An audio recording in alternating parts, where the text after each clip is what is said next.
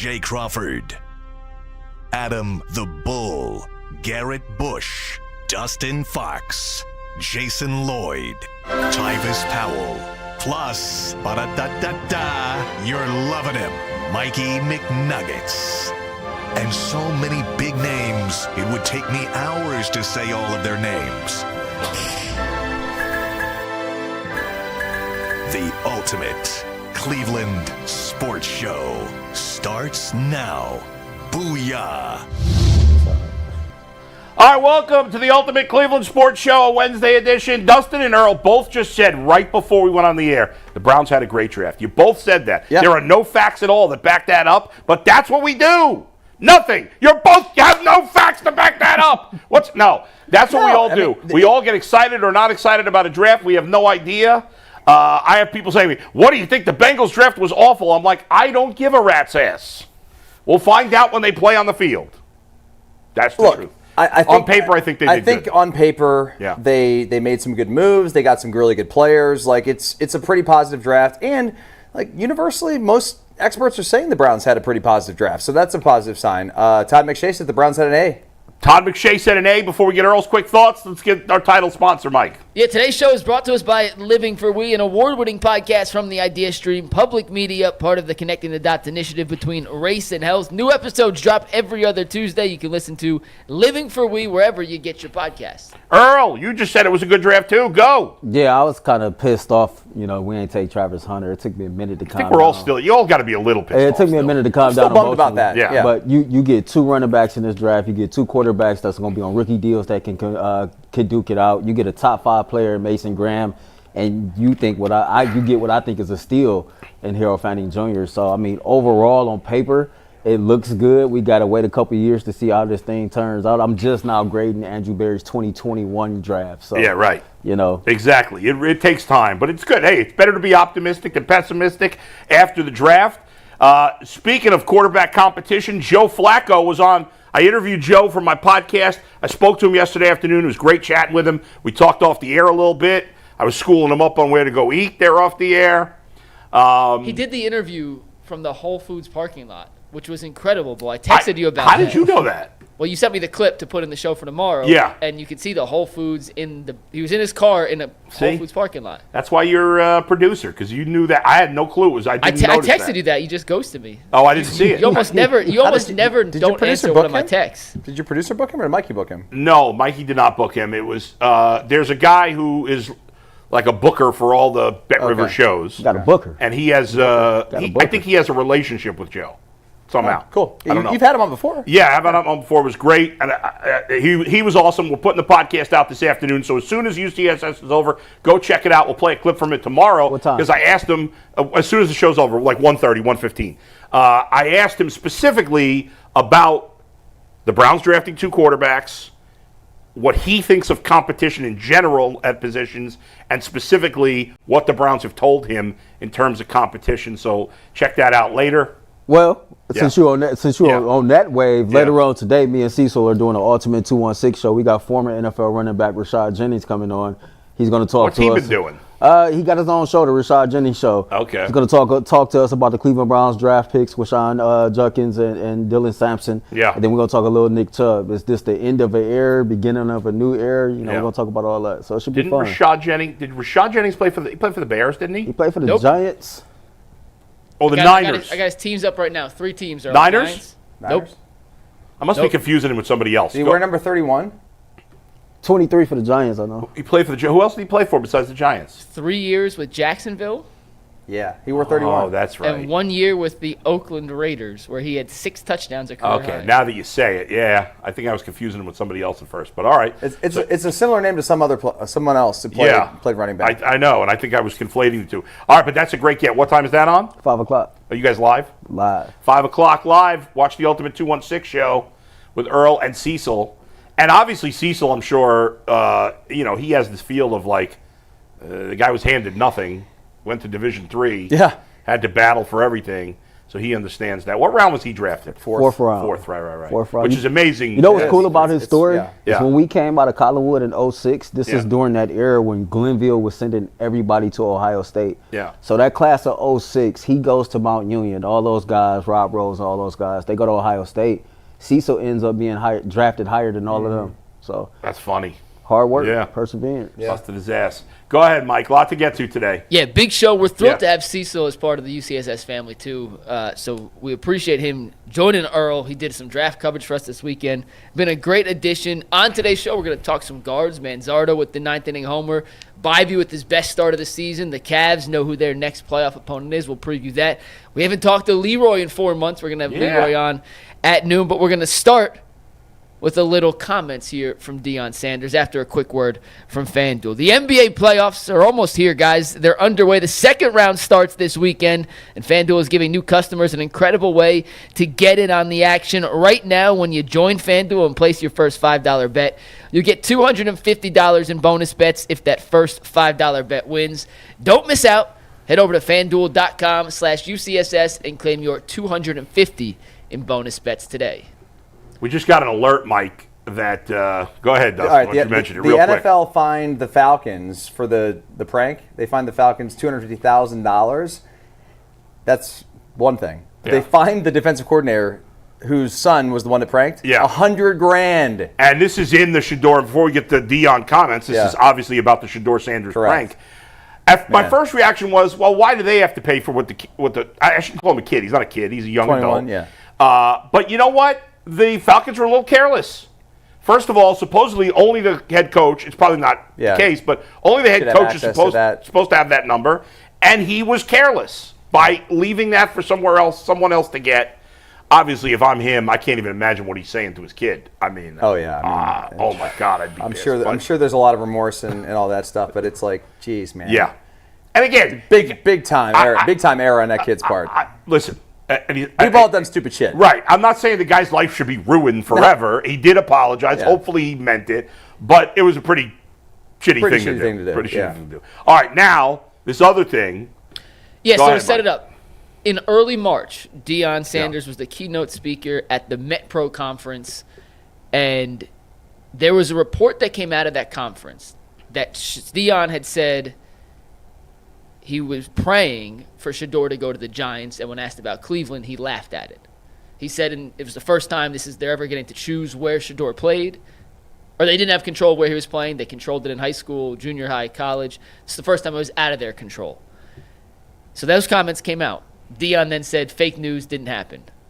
Well, there was video of it, and either someone waited to release it until yesterday, or it was always planned to come out at the end of April. We don't know exactly how it got released, but the comments that Deion made were actually, in fact, made. And we're going to play you the full 2-minute segment of Deion making a comment about praying Shedeur went to New York and laughing at the idea of Cleveland. And then we'll discuss whether or not any of this even matters anymore, or what is in the past needs to just stay in the past. But this is Deion at the MetPro conference from last month, talking about his two sons and how he hopes Shedeur ended up with the Giants. This is Deion. Practices, and I'm thankful because the safety Shiloh is that one kid that you have to pray for. All of us have one that you keep praying for. Like, Lord, how can they grow up in the same house and this one is this way and this one is that way? I don't know what you're trying to do to me, Lord, but you're keeping me on my knees, so I thank you, Lord, because this is a fool, Lord. I don't know. Now, I love him. He's my wild card. He's my dog. And Shedeur is totally, obviously, the Bucket Jr. who captures everything on camera. They're delightful. So I love it. I'm glad it's over. The reason I'm saying that is because now I could just be singular. I could just be a coach. I don't have to be the coach and the dad. Because when I'm up in the morning meetings, I know Shedeur is going to be right there. And I'm like, Lord, please have Shiloh on time today, Lord, please.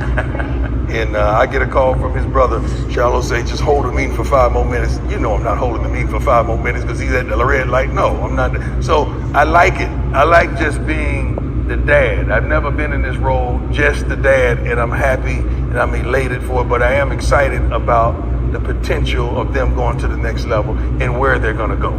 Because we've been in control of everything in life now. I can't manipulate the draft. Yes, I can, but I can't. I can't tell them where they're going to go, really. So, I'm happy. Whatever city they chose. This is the first time we don't have control. Seriously, we can't say what we want to do. In junior high, you go to what school you want to go to. High school, you go to what school. In college, you go to what school you want to go to. Now in pros, they tell you where you're going, and that's tough. It's going to be exciting. It's going to be exciting. I can't wait. Anybody from, no, because if I say that, it's going to go viral. I can't Cleveland? say, Lord, thank you. What'd you say? Cleveland?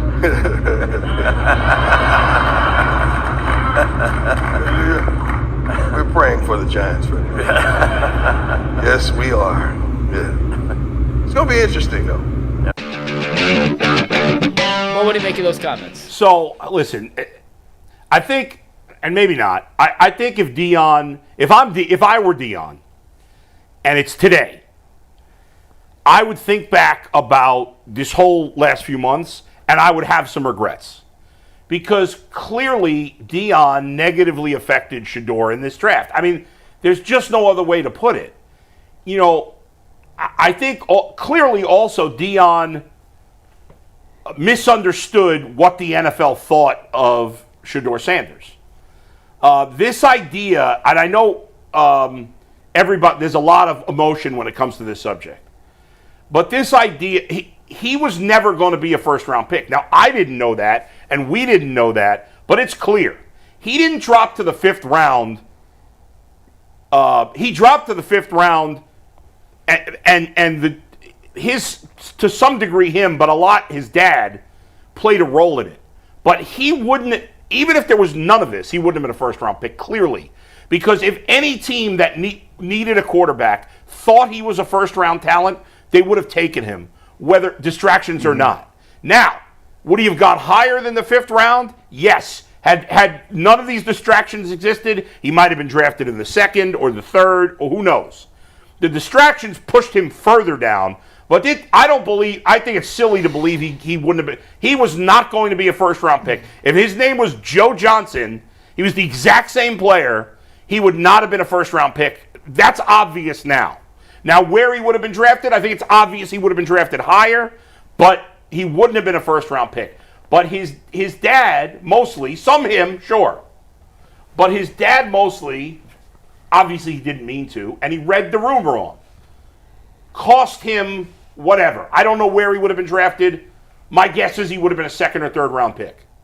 But, and at that point, teams were just like, I don't want to bother. He's not good enough for me to have to bother with that. Fair or not, right or wrong, you like it or not, that's the reality.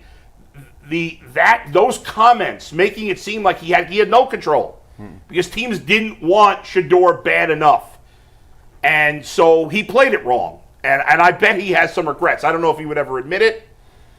In the long run, if Shedeur plays well, none of it matters.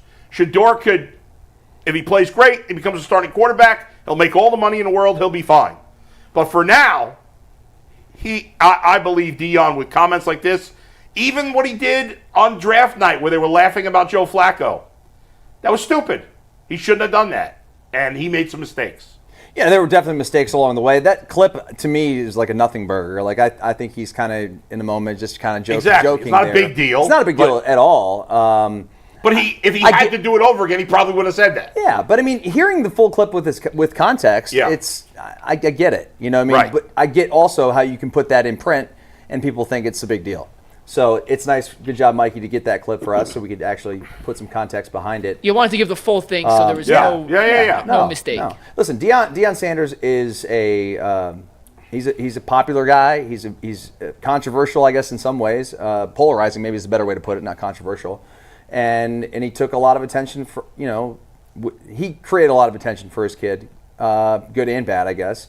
Maybe more bad than we knew behind the scenes. But look, at the end of the day, Shedeur Sanders being drafted in the fifth round should humble the guy, And for the Browns, they're getting a guy who thought he was going to be something that he is not, and now he's going to have to come here, and frankly, he's going to have to make the team. Yeah. You know what I mean? That's where he's at. It's not just like, oh, this guy's getting a starting job because he was the second overall pick. No. This guy's got to make the team. I don't have a problem with those comments by Deion.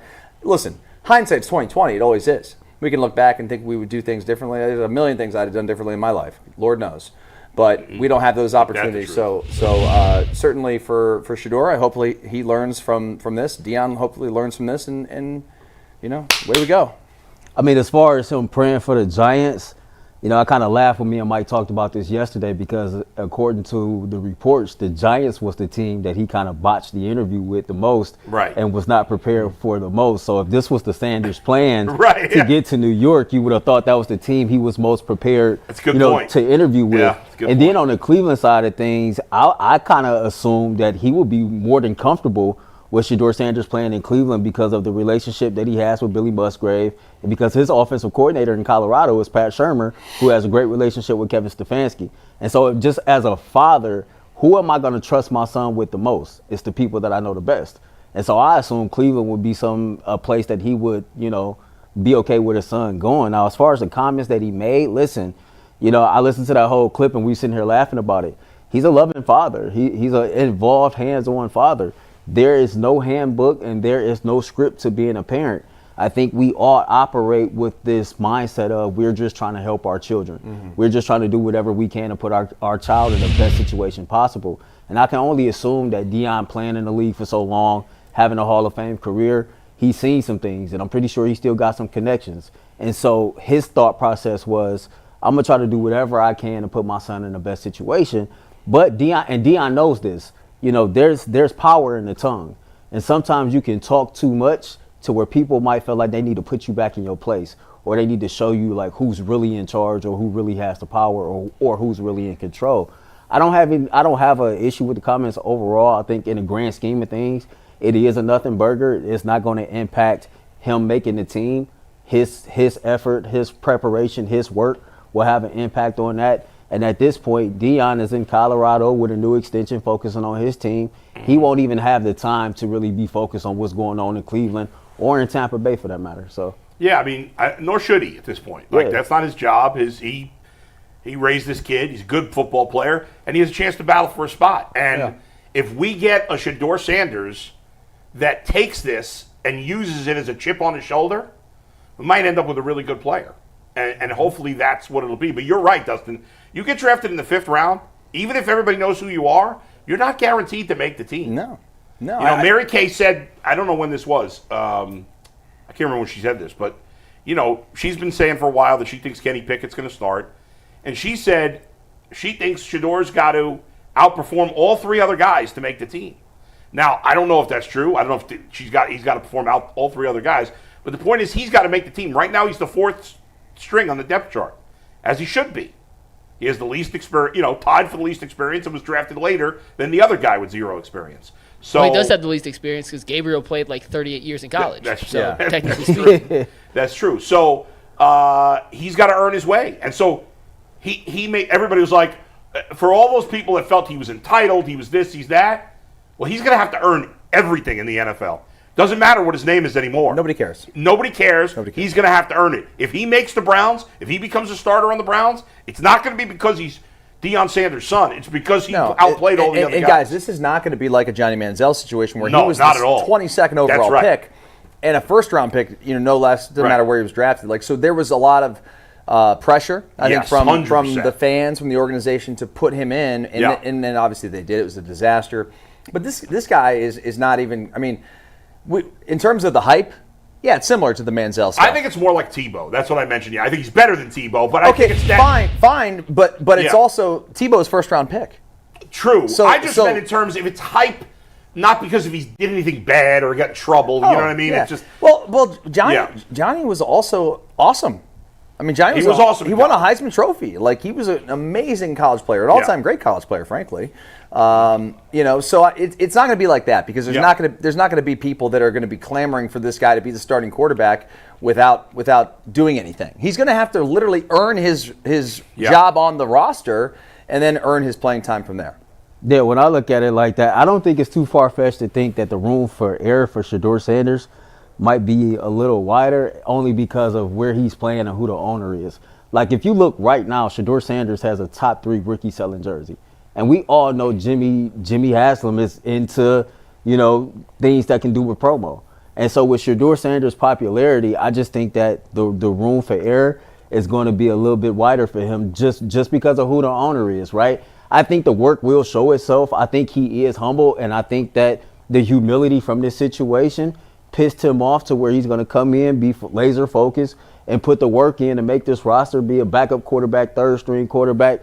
But I just think, like, even if he flat out sucks, he would have to get in trouble off the football field in order for Jimmy to say, you know what, y'all need to move on. Because in my mind, how this owner operates, it's not always about what happens on the football field first. Let me be clear. I think it would be surprising if he didn't make the roster. Sure. I do think that it'd be surprising, especially being a quarterback. Yeah. You know, fifth-round picks usually make the roster. Yeah, usually. But there are a handful every year that get cut. First cut, you know what I'm saying? So I think he'll be on the team. He's got to earn his right to play, though. They're not going to just throw this guy out. That's a fact. If he's not ready to go. Right, yes. And people are excited about him, rightfully so. He is a heck of an athlete, a heck of a football player. I'm sure he's a great kid, too. He's made some mistakes. We all have along the way. And to the point of him being humbled, you know, you grow up around Deion Sanders and you grow up around greatness. He lives in a home where his father has a gold jacket. The guy is going to work hard. I have no doubt. And if he's been put in a situation where he got by because, hey, like it was easy. And listen, I got by a lot of times because of maybe athletic ability or certain things. And then all of a sudden it's a wake-up call when you get to a level where you become tested. Right. Well, and then I have to turn it up a notch. And I'm sure, you know, I'm not comparing myself to him, but as a competitor, I think he'll turn it up and he'll figure out what he has to do. And I don't know that he's going to play as a rookie. Who knows? Nobody knows that. Right. But I think eventually he'll do what it takes to earn an opportunity to play. It's going to be a lot of fun. Yeah. I mean, we're going to from the moment training camp starts, whatever the date is in late July. I mean, every day we're going to be combing over these quarterbacks. Hey, look, who had the best day this day? The Browns always give us a good story, don't they? I mean, it's amazing that they just cannot. And I will say circus. It's a media circus. It's not. There's not like it's nothing bad's going on with this guy. But it is a hot topic. Oh yeah, it will be a hot topic locally and nationally. What's going on with the Browns and quarterback? I want to ask you guys one more part of this, and we'll move on to the next topic. And Earl, we'll start with you. But anything Deion has said in the past and anything Deion says moving forward, does that have any impact with Shedeur's standing with the Browns now, or do we have to look at them as two separate, completely separate entities? Shedeur is the player, and Deion now is the father. I think we got to look at it separate. I mean, Deion is the father. He's no longer his head coach. He's just going to be, watching from afar, looking over his son. Is he going to be opinionated if he feel like his son is not getting, his proper due? Of course, but I think that's any parent with any child that's in that situation. So I think that Shedeur is going to learn how to be his own man. He talks a lot about carrying on a family's last name and creating his own legacy. And to your point, I don't believe that he is without those core values of hard work and the things that you need to just get by in life, right? Because if you think about his parents and you see who his parents are, they didn't get to that position just by skating. You know what I mean? So to me, I think you got to treat it separately. Let Deion be Deion. He's been this way his entire life. I suspect he's going to continue to be that way. And Shedeur is going to continue to tell you exactly what he feels, but I believe he's going to work hard as well. Do you think there's going to be any players holding any of the comments over him in the locker room? I don't know. Depends how he comes in. Like if he comes in cocky and arrogant, which I don't think he will, by the way. Yeah, of course there will be older veterans that will give him some crap about those comments. But overall, I wouldn't worry too much about it. I saw the reaction from a lot of players and fans. Like we talked yesterday about how Denzel Ward tweeted. I think there's a lot of players rooting for him. That's my sense. Well, don't you get the sense too? Like he became sort of a victim throughout this process. He went from a villain to victim. Yeah, he kind of did in a lot of ways, and there were a lot of people that were And then, of course, we want to politicize it and do all these things. I mean, a million things were talked on, whatever. Yeah. But, like, the point about that is like, there were people rooting for him, including players in the league. They were like, this is BS. This guy deserves a chance. And then now he's getting this opportunity. So I think that there are guys like Denzel and some other players that probably are, when he gets in there, they'll wrap their arms around him and hopefully help the guy. I think if he comes in like any other player, working hard, giving his best, I don't think there'll be an issue going Absolutely. forward. All right, Mike, we'll leave it there. Let's get to our next topic, guys, which is brought to us by Buckeye State Credit Union. If you're unfamiliar with who they are, let me introduce you to the financial friend you didn't know you needed until right now. Buckeye State Credit Union is a local brand offering a wide range of products, from checking accounts to home equity lines of credit and auto loans. They have some of the lowest rates around and are committed to serving Northeast Ohio. The Cleveland location is in Shaker Heights, but they have 5 brick-and-mortar locations across the state. Buckeye State Credit Union is here to help make your life easier. They make banking more convenient, always putting the customer first, so you leave feeling cared for, valued, and respected. Connect, simplify, and adapt. Those are the core values that make Buckeye State Credit Union the right choice for you. For more information, head over to buckeyecu.org. Buckeye State Credit Union, your money simplified. Dustin, you haven't been on since the draft. Since Thursday night when we did our live show. Earl, this is your first time on the panel since then. So we're going to go through now 72 hours removed from the final draft pick made by the Cleveland Browns and talk about our favorite pick. In case anyone has been living under a rock for the last 72 hours, this is how the Browns 2025 draft class went. Mason Graham at 5, Carson Schlesinger at 33, Quinshon Judkins at 36, Harold Fannin Jr. at 67, Dylan Gabriel at 94, Dylan Sampson at 126, and Shedeur Sanders, who we just talked about, at 144. Dustin, of all these picks, what was your favorite pick the Browns made in this 2025 NFL draft? It's a player that I'm sort of familiar with, and that's Harold Fannin Jr. From Canton, Ohio, the Hall of Fame city where I'm from. You know, I followed this guy for a long time, and certainly have called many of his games, at least a handful of his games at Bowling Green. So I've had an opportunity to follow his career. And listen, this guy has done it all. I mean, I don't know if you know much about Bowling Green football, but they've been a pretty shitty program for the last decade. Yeah. You know, since you know, they were good with Matt Johnson back in like 2011, and then after that they fell off. But the point is, like, he was literally the only guy in the field. At times, some games, like, he had like 18 catches.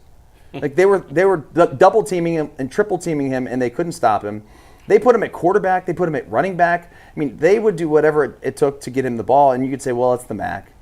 And I would say, well, okay, go turn on the tape against Penn State, against Texas A&M, who they almost beat, by the way, in College Station. And they almost beat Penn State, too. It was a one-score game in the fourth quarter. And there he is, just juking cats against the Nittany Lions in Happy Valley. So I have no doubt that this guy, I know Greg Cosell was on and had some critical thoughts on him, but he's a tape guy. And I can understand that you could say that he's kind of a tweener when it comes to the position that he plays. But dude's a baller, man. Like, and I know Scott Leffler, who's his coach at Bowling Green, really well, and Scott is a Northeast Ohio guy, Barberton guy, and now is at the Philadelphia Eagles. He left Bowling Green. But I mean, when I was doing BG games, and I did their bowl game, in fact, last year up in Detroit. And, like, just talking with the coach about Harold, it was like, he's like, this guy is just, and he knew he was going to come back for another year, too. Right. And he was just so excited about him. So, no, I'm excited about having him here in Cleveland. He gets to don the brown and orange, which he wore for the last 4 years or 3 years at Bowling Green, and he's going to make a lot of plays. Where is he blocking-wise?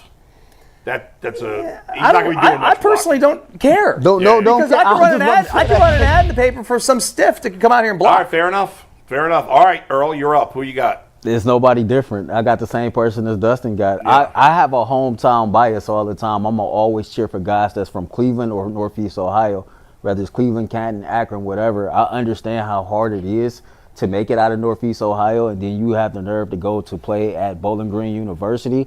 Like, this dude got that get it out the mud type of mentality. He's worked hard for everything that he's had, and even when he went up against, top tier competition and proved he could do it, he still had to come back to the drawing board, Dustin, and keep proving the haters wrong. Yep. And it just seems like that's everybody's mentality that's from here, whether you're from Canton, whether you're from Akron, or whether you're from Cleveland. I like seeing our guys do well in the league, and as exciting as it is to have those other guys that the Browns added to the roster, I think everybody that's from Northeast Ohio is going to be cheering for Harold Fanning Jr. more than anybody else. Everything. Every single thing. And those are people that we cheer for. Yeah. I thought, honestly, Adam, that like last year before the season, I thought he was going to be a first-round pick. I really did. So, you get him at 67. Yeah. Some people maybe think it's a little high just because maybe they hadn't heard of him. Yeah. Well, certainly I have. And I thought he was going to be a top 30 pick. Right. So, all right. I like the pick A lot of 12 personnel. In fact, I talked to Joe Flacco about that because he ran a lot of 12 personnel with Baltimore back in the day. Yeah. All right, let me go with my guy, Harold Fannin Jr. I like to pick 2. It would be my 3rd choice, but it's not my top choice. Shedeur would be my number 2 choice, but my top choice is the guy who's going to have the biggest impact on the offense, in my opinion, this year, and that's Quinshon Judkins. I'm not usually draft a running back high guy, and he was taken relatively high. 36 is a pretty high pick, but I think running backs have been trending a little higher in the draft, especially when they're special talents, and obviously we saw this guy at Ohio State, and he is just a beast, right? He is going to be like Nick Chubb. I'm not saying he's Nick Chubb. That's way too high a bar to put up for him. But he is a guy that's going to be hard to tackle, like Nick Chubb was. And he may not have the home run hitting ability quite as much as Travion Henderson, but he's more reliable. He's bigger and stronger. He runs with a lot of power. Listen, he's fast enough. Yeah, right. And he runs with that power. He's a guy, and I know we don't see a ton of this anymore in the NFL, but he's a guy that you can give the ball to 25 times a game. And the thing about him is his physicality. You know, he's a downhill runner that is going to always fall forward for extra yards. You know what I mean? Like, he's going to be a difficult guy to get on the ground. He's going to make the first guy miss. Yeah, and he, you know, the injury concerns aren't quite there as they are with Travion. Yeah, right. You know what I mean? So I'm excited about the pick. Absolutely. I mean, I just think the Browns haven't had that legit back for 3 years because Nick Chubb's been hurt the last 2 years. And the other guys they've had are part-time. You know, Kareem Hunt's a part-time player at this point. Jerome Ford's a backup. This guy is a bell cow, traditional running back that you could just pound the rock Adam, with. Do not sleep on Dylan Sampson. I promise you. Right, he'll be a perfect compliment. I did their spring game last year, and I loved him. Yeah. You know, got a chance to talk to him a little bit too. I mean, like, I think he's going to be a big part of this offense as well. Yeah, I can't wait to talk about the Browns running back room. When I look at Quinshon Judkins, I do see baby Kareem. This is a dude that's a 3-down back. He downhill runner, can run in between the tackles, got enough speed to get outside, can catch the football out the backfield, and he can block. Yeah, and when you get a running back that can block, that's right there is the separator. With Dylan Sampson, you talk about a guy that got that home run type of speed. The Browns really did a great job improving that running back room this year. All right, Mike, we got 2 for for Harold Fannin, 1 for Judkins. Who you got? Before I give you mine, I'm shocked at the answers here. I thought Earl for sure would have went with Judkins because of the hair. I understand you got the Cleveland connection in Canton, but the hair-to-hair combo, Earl, he's up there. Where's Judkins from, by the way? You know, the Browns talked about his hair right away. He's from the South, isn't he? Oh, I didn't know. No, I don't need nobody coming in here thinking they locks is better than mine. Okay, so in a way, you're kind of pissed they drafted him. No, I'm not pissed. I'm not pissed at it. You want to keep top locks in I got top locks regardless. He's from Montgomery, Alabama. I mean, if we bring him on, we're going to have a debate. That's cool. Are you going to admit that you think you have better locks than him? I told him to his face. Quinshon Judkins, my locks is better than yours, man. Oh, that's fighting words. Are those real? So or are those I'm fake? shocked those that real. Earl didn't go with Quinshon. Dustin being the Ohio State guy he is, I thought Quinshon would have been the pick. I thought Fannin was going to be your pick, Bull, because you beat him in a pizza eating contest 10 years ago, that's allegedly. It's great so competition. I had the right players. I went the wrong order. Yeah. SEC Freshman of the Year, man. Yeah, he was terrific. You know who else was SEC Freshman of the Year? I think it was Nick Chubb. I think. There you go. I looked that up. My favorite pick, though, and I have completely changed my tune from when they made this pick to where I'm at now. Yeah. And I got to shout out our guy, Brian Baldinger, for putting a breakdown of this guy out there. I watched it. Then I went back and watched some more highlights and read some more up on him. I was unfamiliar with him, to be honest. It's like I knew who he was. I knew he was a second, third-round pick. I didn't think he was going to go 33. But this Carson Schlesinger kid, the kid they took out of UCLA with the 33rd pick, turning down offers to take him. Baldy talked about the way that this guy went from being a walk-on to a part-time special teams guy to an all-American linebacker in his 3 years in college. And when you look at him on tape, and when you watch some of this, the raw athleticism, the speed, the way he gets off blocks, he's not the biggest guy in the world, but he's like the ultimate, and I'm using Baldy's words here, he was like blue-collar on steroids was the terminology he used to describe Carson Schlesinger. He reminds me of Luke Kuechly, man. Yeah, just he seems to be everywhere. He seems to have the instincts, and not just like when there's a white receiver, you say he's really smart, hardest working, like all those first guy in, last guy out. Exactly, all those cliches. This dude has like the instincts, but also the athleticism and the speed. And when you see some of these special teams clips coming on, he's a heat-seeking missile. He lays dudes out all the time. I can't wait to see him play, and I hope JOK gets back. I hope JOK is back on the field. I'm not sure if you guys picked this up, but in Mason Graham's press conference, he called him Coach JOK, which did not sound good to me. If you're calling a guy Coach JOK, that kind of set off alarm in my head. Is it true Mason Graham lied about his weight or something? I don't know. Let me finish this, though. Okay, sorry. Either way, if there's ever a world where we can get peak JOK back alongside this guy on the field, you have two heat-seeking missiles in the second part of your defense that can clean up any mistakes if the front forward blows a gap and also is athletic enough to cover on the back end. Dustin, I'm not sure if you called any UCLA games, how familiar you were with Schlesinger, but we lost I love this dude. I got a question for you, because people, like Mike said, he's white, so people they try to categorize him, and I heard you compare him to Luke. I had somebody tell me that people will compare him a lot to Luke because of his skin color, but he's really Fred Warner 2.0. I actually didn't, because skin color, I guess it's hard to. But is he Fred Warner? I keep hearing a Fred Warner type comp. I don't remember. I guess I'd have to watch more Fred Warner to see. But Fred Warner's the best linebacker in football. That's a high bar. That's a very high bar, but that's how Luke Kuechly was one of the best in football. Yeah, for like 6 years. Yeah, so.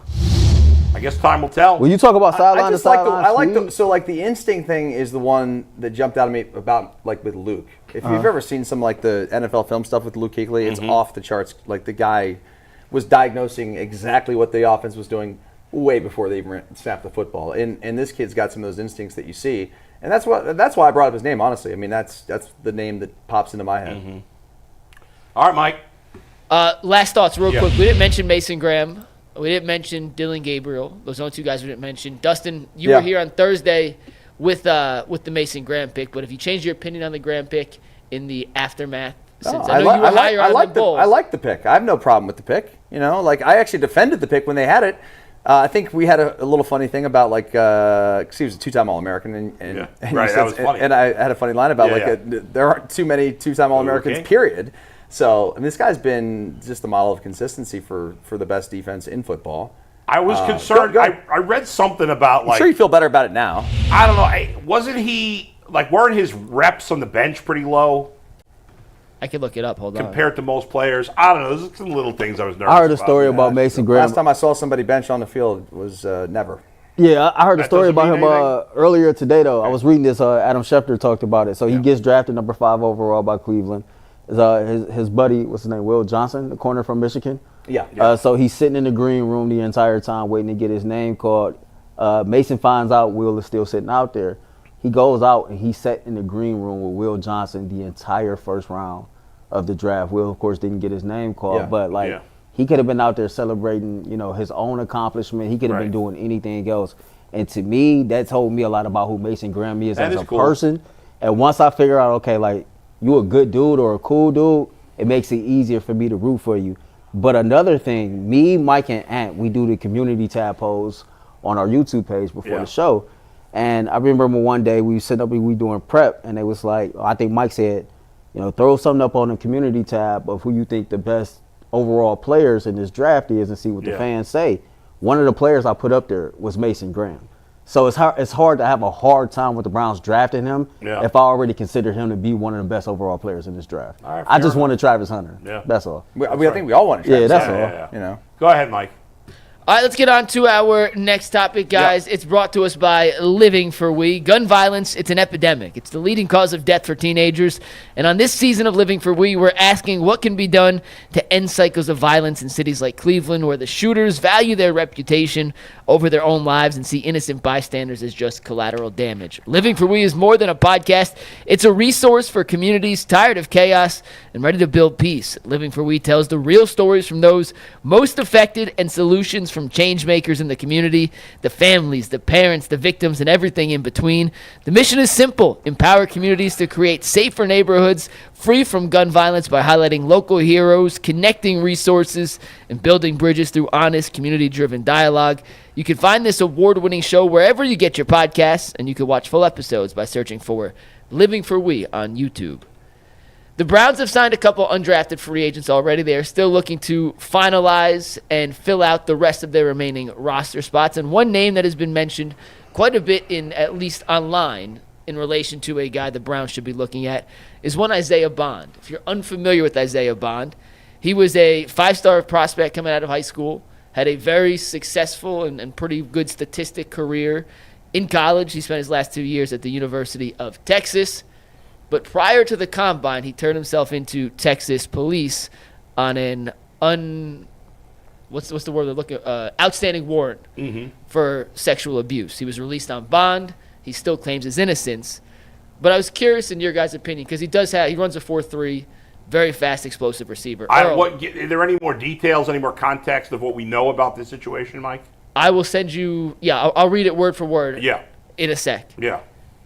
But Earl, is any undrafted free agent, in your opinion, worth taking a flyer on while they're going through some of this off-the-field stuff that clearly caused a drop in their draft stock to the point where they went undrafted? He was not anticipated to go undrafted prior to this information coming out. He was supposed to be a mid-round pick. I think if you do your due diligence and you do your homework and you do your discovery to find out exactly the details of the incident in question, and then you come away, feeling okay with whatever it is you found, then yeah, you take a flyer on the guy. It's not going to cost you much money. I think my only problem is every time the Cleveland Browns do it, they prove to not have the infrastructure in place to be able to handle it. I can't think of a situation to where the Browns took a flyer on a guy that had character issues and it actually worked out for us, right? Like Perion Winfrey, that didn't work out. Malik McDowell, that didn't work out. You know what I mean? So it just seems like every time the Browns do it, they don't end up on the right side of it. I did read a little bit about Isaiah Bond's situation. Mike, you can, fact check this or not, but apparently he met a young lady on social media. They exchange DMs. They link up. They do what they do. She comes back and says, it was consensual until it wasn't. And here we are. He denied the allegations. He said he put a statement out there via his attorney. And, here we are. It's an unfortunate situation. The young man's 21 years old. Don't really know all the details behind this situation. So hopefully the Browns do their due diligence, or any other team that's planning on signing this young man. I heard the Dallas Cowboys was linked to him as well. So you just got to find out as much as you can.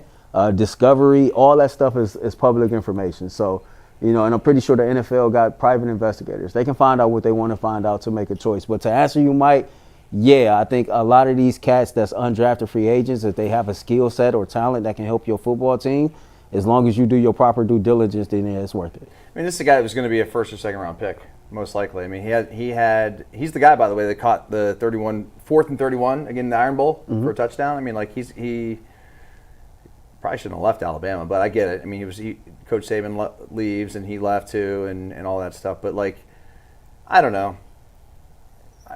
I'd be a little hesitant to have interest in a player who's going through a criminal investigation like this. Is it criminal or civil? Do we know? Either way, I think it's criminal. There's something going on. I'd be a little hesitant just because of what we've already the Browns have had to go through with Deshaun and other players throughout the history of the Browns with Jimmy Haslam. But I mean, you just signed Deontay Lewis too, right? Deontay Johnson. Deontay Johnson. Now, he hasn't been in trouble off the field, but but bad stuff. But every good coach has gotten rid of him. Yes. Okay. I'm not interested. I don't think the Browns are in a position. If I'm the Baltimore Ravens, if I'm the Kansas City Chiefs, if I'm the Philadelphia Eagles, I'd be interested in this guy. I don't have a history of this in recent years, right. And I have great infrastructure. I have great coaching. I have a great franchise. This guy's a very good talent. If I believe he's innocent, now you're right. There's information that maybe the league's investigators. Ultimately, though, this sounds like a he said, she said situation. That's what it sounds like. I don't know that anybody will know the truth besides the two of them. So there's just so much information you can get. But they may have access to some statements or some information that maybe we don't have publicly. But the Browns have just taken too many questionable character guys on a team that's in a bad spot at the moment. They're losing. The culture's not been great. as Dustin said, and I brought this up yesterday, like Deontay Johnson's a talented player. Based on paper, he's clearly the second best receiver on the Browns. He might even be the best. I mean, obviously Jerry Jeudy had a much better year last year, but Deontay Johnson's had some pretty good years in the NFL. But he got released by the Ravens and the Texans. And by the Texans, too. Yeah. I mean, I don't know if he got released by the Steelers. Was it a trade or whatever? Either way, they got rid of him. They got rid of him. Harbaugh trades for him, then suspends him, then cuts him. The Texans cut him after a playoff game because he was being a pain in the ass on the sideline. He quit on the team. Now, he's not been in trouble off the field, so I'm like, all right, they're probably paying him nothing. If he's a pain in the ass, you get rid of him. I just think the Browns eventually need to say, all right, enough. We can't. And maybe Isaiah Bond turns out to be innocent and the Browns missed an opportunity, and that would be unfortunate. I just think the Browns right now can't take that chance. Let another team do it for a guy who's, again, I feel bad for him if he is innocent. I mean, if you have Patrick Mahomes, you can take a guy like that into your locker room. You know what I mean? You've got an established veteran group. You've got a coach, like I'm talking about, like the Chiefs. Yeah. That makes some sense. Yeah. If I'm the Eagles, if I'm the Ravens, I wouldn't even want him on the Bengals because the Bengals have drafted some guys like this. They drafted a wide receiver last year. They drafted him high. His name's escaping me right now. Jermaine Burton, who's very talented, but he dropped in the draft because he was, I don't know if he got in trouble with the law, but he had a bad reputation not working. And he was a pain in the ass last year. I wish the Bengals would just cut him already. He missed a team flight. He did. Some teams can't afford to take on guys like this. And again, if he's innocent, it's unfair, but we don't know now. I mean, at 21 with this situation, right? So I thought about this a lot. Has this young man ever found himself or had his name in the news for anything bad prior to this situation? Not that I know. Was there ever any situations to where he had, run-ins with the law throughout his collegiate career?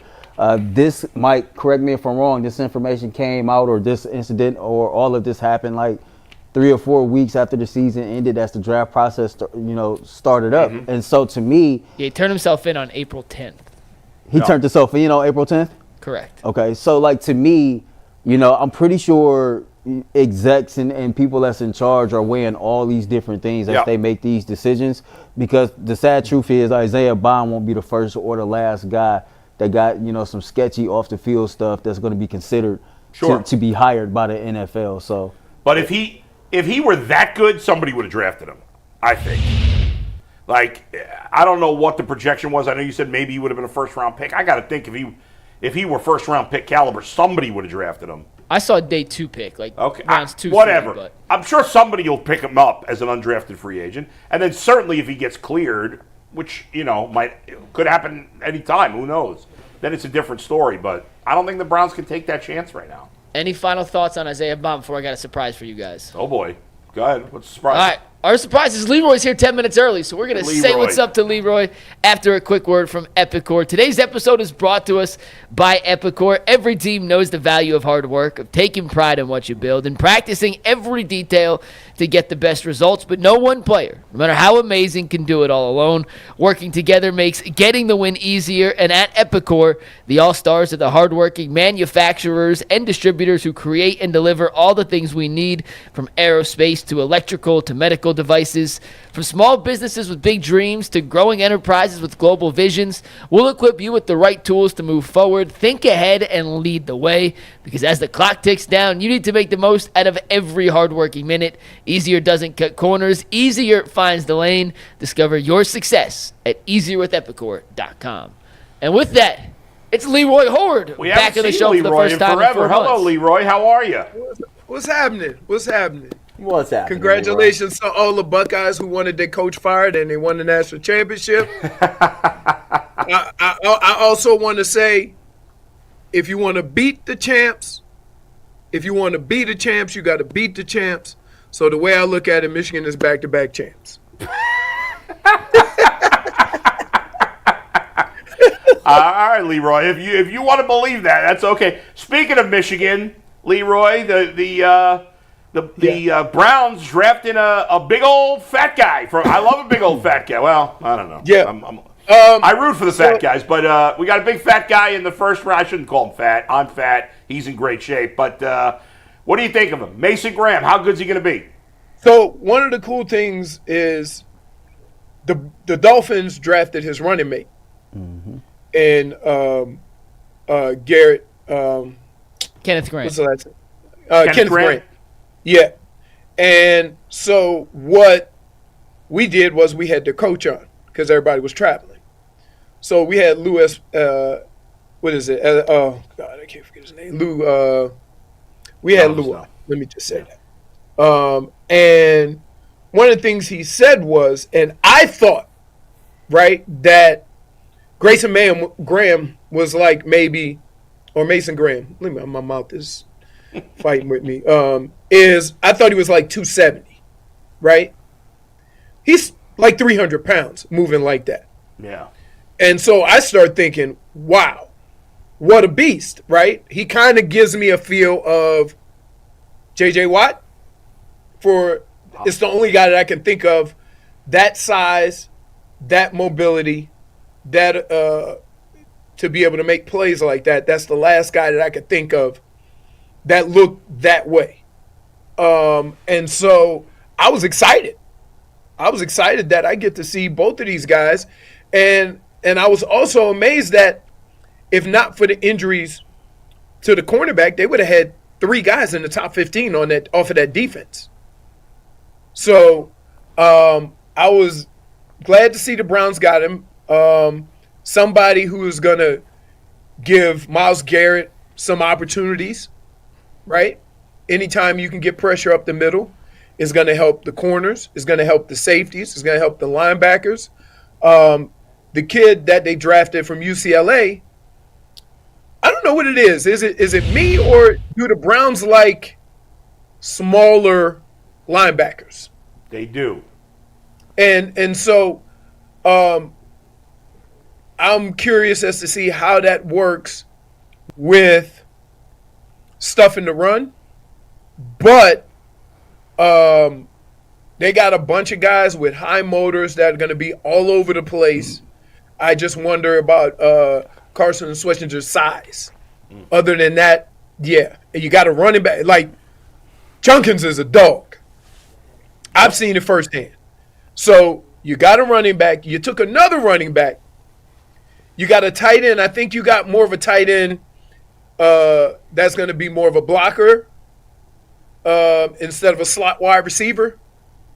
And so it's giving you some abilities to, concentrate more on the run because they had kind of gotten away from that for whatever reason, either with the running backs, with, how they were doing things, with no pressure to throw the ball.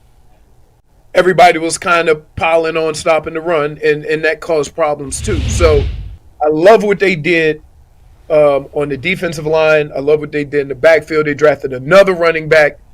And then it kind of threw me off when they drafted Dylan Gabriel, only because, and here's what's weird about this. You guys have been watching the AFC North. There's a certain style of quarterback that is kind of required to play in that cold and that wind and whatever. And they picked up 2 quarterbacks that are smaller, right? Now, you could say Baker Mayfield was not a big dude, but he had a cannon, right? So that made up for that. I don't know if these 2 guys have that. Dylan Gabriel is a little fleet of foot. He can move. He can make plays, run with his legs a little bit. He can throw on the run. And I don't know what happened with Shedeur Sanders, but I would say this, that everybody's worried about where you get drafted, right? And I would say go look at some of your best all-time NFL greats. They all weren't first-round picks, okay? Tom Brady wasn't a first-round pick. Drew Brees wasn't a first-round pick, right? And so from that standpoint, they look at Shedeur, and a lot of teams look at Shedeur as they have questions. They have questions about the football that they saw at Colorado, if that transfers over to the next level. But guess what? That's what coaching's for. It's your job to develop it and let him flourish with the things that he does bring. Dude's a winner. And that goes unmeasured when you're picking in the draft, right? We all want to look at size, speed, arm strength, or whatever. We don't ever look at what guys do to win. And I think that attitude that he brings is going to be prevalent in his success. That his ability to just go out there and make the plays needed to make and win football games, if there's anything that transfers to the next level, is going to be that. But the fact that he dropped, I think it's,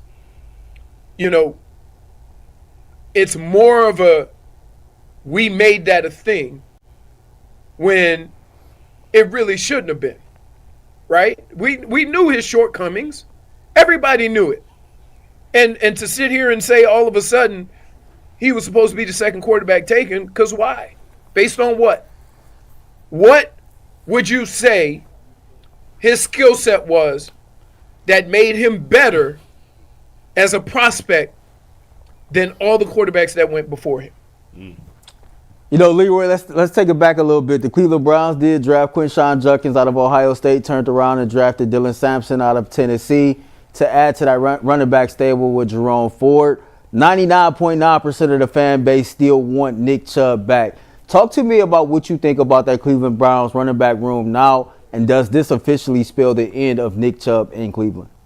Not necessarily. Not necessarily. I just think that the Browns are in a position right now, based on what's happened in the last couple of years, where they can't depend on Nick Chubb the way they did before. That's not a bad thing. That's not a good thing. That's just the reality of it. And I know, and I have a feeling what Nick Chubb means to the Browns and how he has handled himself in Cleveland. That's a guy I want on my team, whatever capacity that may be. I hope the Browns see that. I hope the Browns understand that. However, if Nick Chubb still thinks he can play, he might not want to be that dude. You see what I'm saying? So the Browns had to get younger at that position based on what's happened the last couple of years. I don't blame them. If Nick Chubb wants to play and have an opportunity to play, if he decides to go somewhere else, I'm not mad at him. That's just the nature of being older in the NFL. So I hope Nick Chubb is back with the Browns, because he is one of those guys. When I say Cleveland Browns, I say Myles Garrett, Nick Chubb, right? Offense, defense. And that's kind of how you go with that. So I respect the hell out of him. All the things that he's fought, the injuries he's fought back from. And so, yeah, I hope he's back.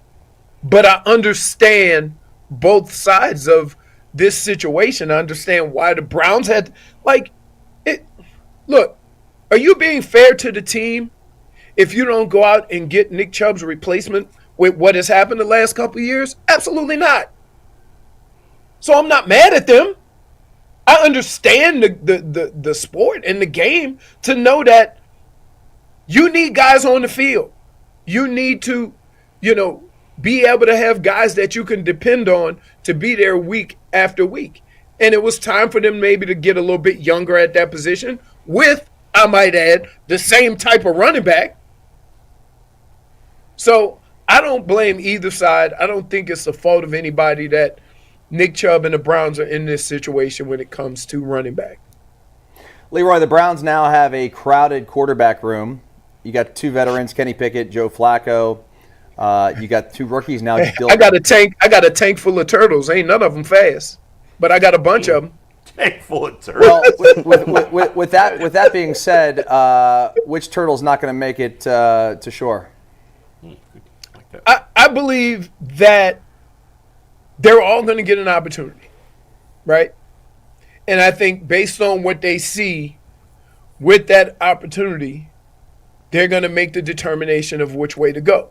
to sit here and say this now without any guy taking the field and proving what he can do at this level, I think is unfair, right? They're all going to get the chance. And when you have, you got Flacco, I tell you what, Flacco going to be a Hall of Famer for about 6 to 8 weeks. We know this. Yeah. We've seen this. We know this, right? He's going to push the ball down the field, which a lot of quarterbacks nowadays get caught up in throwing those little shorties. He going to get the ball down the field. Then you have Dillon Gabriel. You have, was it Kenny Pickett? Yes. Kenny Pickett, yes, sir. Yep. Kenny Pickett, Dillon Gabriel, Shedeur Sanders. Now, between Shedeur and Dillon Gabriel, I think it's just going to be an opportunity to coach them up, to then measure their upside. Now, you're going to be more inclined to keep Dillon because you invested more of a pick in him, right? But I would say just because Shedeur got drafted in the 5th round, stop dismissing this man. Like, you get drafted according to what the league has determined or graded you as a prospect with all your traits, right? But you know what's not in any of those traits? Winning. Determination, right? Nobody ain't never went in the 1st round slow, weak arm, but he got determination. Right? Who's number 1 in quarterback? Tom Brady and Drew Brees. You know what the complaint was with them coming out of college? Kind of the same things with Shedeur Sanders. Now, I will take it one step farther. If you're a Browns fan, don't tell me you don't like confidence. You remember Baker Mayfield? Anybody had more confidence than that dude? Yep. No. So, like, yeah, a guy that's confident in what he thinks he can do is going to be more driven to go out and do it because he want to back that up. I ain't worried about that. I ain't worried about a confident quarterback. I ain't worried about a confident player. I'm not worried about a guy who lines up and is determined to get it done because he done put his mouth in it and he has to get it done. I'm not worried about that. So for people to say, oh, he's this or he's that or whatever, you just finding reasons not to like Shedeur. Leroy, look at the 2 running backs. Drafted, huh? Sorry, no, finish. I thought you were done. So for people to think that we think he's going to be a failure because they drafted him in the 5th round, go look at the league. Go look at the league. If you can play, you can play. If you can play the position, they're going to find a spot for you somewhere. And it's been proven if you just go and look throughout the league. Hey, who won the Super Bowl last year? Jalen Hurts. Where was he drafted? Second round. And what was all the complaints about him? He needs development. He can't throw. He's just athletic. He's just this. Okay. Like, they all had problems. They all got issues. Everybody in the draft, you know, you can find reasons to want him and you can find reasons not to want him. So I think the dude's a winner. He's got that confidence to back it up. And now it's just a matter of doing it. And if he can't do it, then we know. But I'm not going to sit here and say he can't do it before he take one snap. Leroy, when you look at the 2 running backs they drafted, Judkins and Sampson, 2 very different styles of runners. How do you think those 2 will complement each other in the Browns' backfield for hopefully the next 5, 6, 7, 8 years? I think the cool thing about being a running back is everybody does it a different way, right? Some guys do it with quickness. Some guys do it with speed. Some guys do it with power. But the one constant that they have, all the good ones, whether you're fast, whether you're big, whether you're strong, the one thing they have is the ability to see, right? The ability to assess what's going on in front of you very quickly and use your talents to get there. I know a whole bunch of fast guys that never played in NFL because they can't get to the hole. They can't get open. What good is speed if you always run into the back of your lineman because you can't see? So I like the mix you now have 3 different running backs in the backfield that all do it very differently. And so a lot of times when you have guys playing the same position that see things differently, that do things differently, it makes your offense look different, although you're running the same plays. And so I like the fact that they have a nice mix of how they're doing things. I like you got speed, you got power, you got a little combination of both. But the 2 guys you just signed look extremely strong and have the ability to break tackles and make plays. And that is, kind of what you want to mostly see in running backs. Can you make a 2-yard gain a 4-yard gain? Can you make a 5-yard gain a 7 or 10-yard gain? That is what I like to see in the running backs that we have. And one of the things that we talked about Ford is that he's so fast, he just outruns everybody. But when it's fourth quarter with 4 minutes left, can you give him the ball and have him run out the clock when there's 8 men in the box? Right? Leroy, that's what it is. Leroy, here's the most important question you've ever been asked. Have you watched any of the video of Bill Belichick and his 18-year-old girlfriend at all? Take some deep breaths here. Have you and Leroy, have you and other former players of Belichick gotten together and thought about, seeing if he's in trouble? Is he being held hostage by her? What is happening in this situation? He can't even talk without getting her permission, basically, at this point. It's crazy. I would say this. He ain't on the Cincinnati no more. Right? I would say, here's what I say. Yeah. And I say this. He's under a spell with this woman, man. As long as 2 people have an understanding and they're both cool with it, it shouldn't matter what we think. That's fair. Yeah, I mean, he's weird, and that whole thing's weird. It's weird, though. It is very weird. It seems weird to us. I may or may not have made comments that if his son dated her, she would seem young. Yeah, it's true. But I'm not mad at him. Do you? Yeah. Do you? They have an understanding of how their relationship is going to work. He has found something magical in his mind, and that's what, and he's locked into it. And we all know what's undefeated, don't we? We all know what's undefeated. Yep. Yep. Hey, yo, Leroy, it ain't Father Time. No, it's not Father Time in this case. Leroy, I believe Vegas have the Cleveland Browns over under at wins this year, set at 4.5. You talk about, it sounds like you like everything that they did in the draft this year.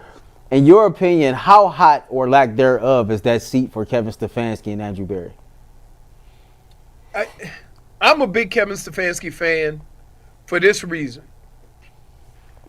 You see how many times he went to the playoffs with the quarterbacks he went to the playoffs with? You see how many times they competed with the quarterbacks he's had to compete with? I'm not going to pass any judgment on Kevin Stefanski till we say these words. He's got all the pieces to win, and he's not winning. Is that fair? Is that we're so quick to get rid of coaches? What separates him from other guys that would have had that position is the fact that he's done it with the quarterbacks he's done it with. Now, here's the other kicker. What if he had nothing to do with Deshaun Watson signing? Are you going to penalize him? No. What if the owner or Barry, they went out and said, we're getting Deshaun Watson, and Kevin Stefanski didn't have a say-so in it, but he handled it and did what he had to do to try to win football games? Are we going to put that on the coach? Now, I don't know this to be true, but I'm just saying these are the things you have to consider when you want to go get a new coach. And also ask yourself, in the past 3 years, with the circumstances that the Browns have had to play football under offensively, you think there's a magic coach that could have came in and done better? So if you're calling a coach a failure, you're saying this. With what we put on the field, we should have been better. Can you say that? Absolutely not. You can't. So why is Kevin Stefanski on the hot seat? Well, I think it's just a fair question. I mean, like, they won 3 No, games. it is, but I'm just it's not I'm like just we're saying, not saying he should be on the hot seat. It's just like, should he be? should he be? No, I know. I get. I 100% get what you're saying. Yeah. And I'm just saying people are always going to go to that when your team isn't successful. Right. Right? When your team struggles. But I like to look at why. Why is the team? If I can assess the season and then say it was some terrible coaching moves during this situation, then I could say let's see if we could get somebody that could do better. But I can't say that. Leroy, I can't say it at all. let me ask you this. Yesterday there were rumors from really not a reliable source, so I'm not buying into it, but I'm just curious. Are the Dolphins thinking about trading Jalen Waddle at all, or is that nonsense? I think you saw it was Jalen Ramsey. No, it was Waddle. Yeah, At least the rumor we saw was Waddle. there was something about Jalen Really? Waddle, yeah. Once again, not the most reliable source. I don't know. It sounded was like out. there was talk about like Jalen Waddle for Greg Newsome as part of a trade, and I said that was crazy. The Dolphins would never do that. You don't think they're going to trade Waddle, do you? At this point, I don't know. I don't think they would, because Waddle's got more years than Tyreek. And when Tyreek's done for whatever reason, like, there's so much crap surrounding him that you kind of need somebody like Waddle, as he's been a staple. A guy that just goes out and does his work. He don't get caught up in nothing. He plays hard all the time. And maybe his numbers weren't as good as they were the year before. But I know on Sunday I can depend on him to go out there and give me maximum effort. You need guys like that, because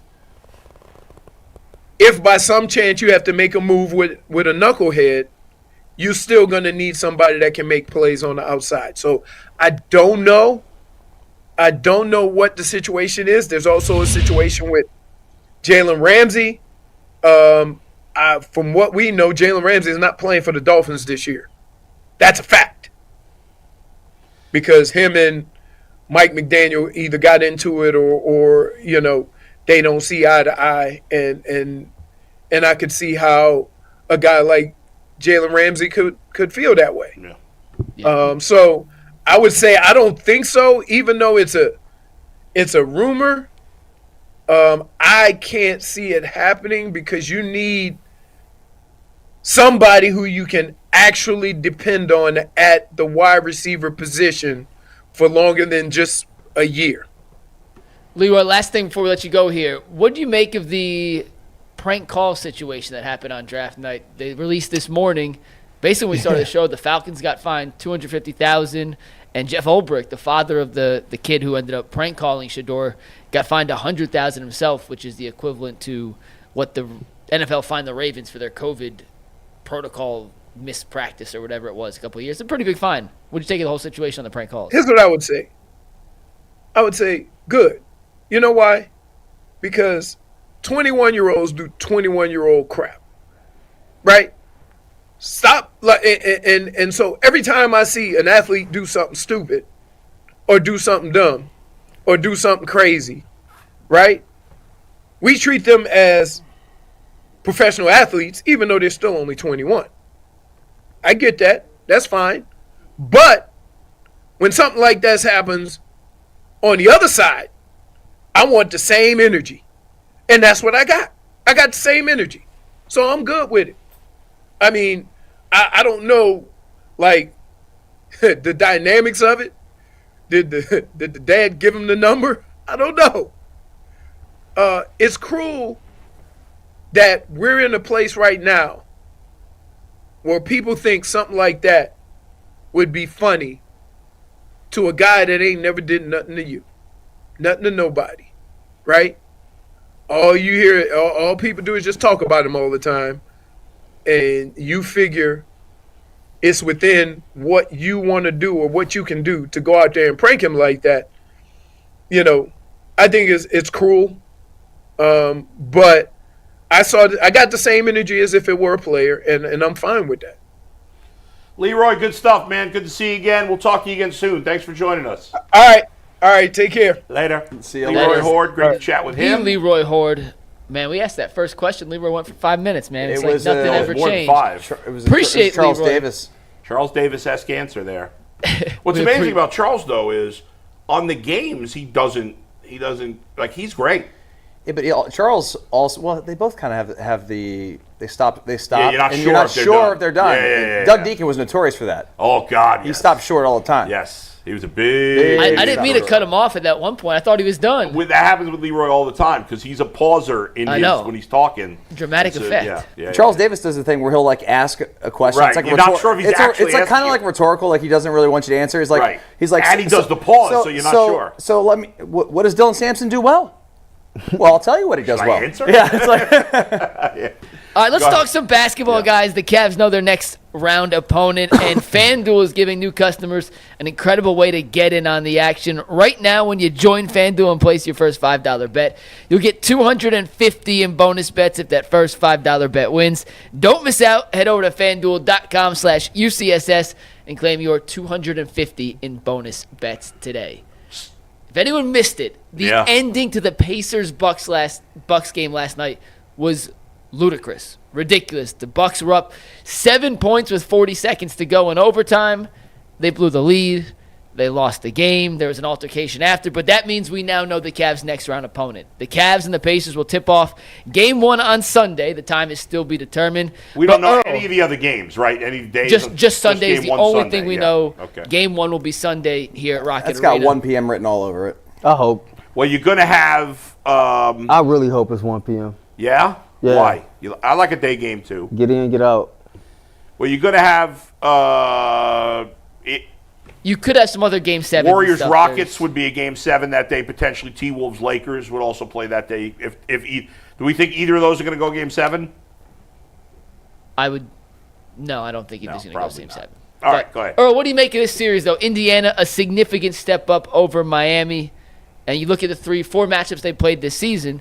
Indy did technically win 3 of the 4, but the last game was the last game of the season. The Cavs had called off the Dogs. They didn't play anybody. And none of these games happened. That game doesn't matter. You can't even. That's you why shouldn't even put that I'm out. just giving the context. Well, both of those are meaningless. The last 2. I'm just giving context. All right. It happened. That's And not- the but it- first 2 happened before DeAndre Hunter was on the team. So hard to look at anything that happened this season from these 2 to predict what happens in the playoffs. But Earl, what do you make? First thoughts on this Cavs-Pacers second round series? I think it's going to be fun. I think Indiana plays at a very, very high pace.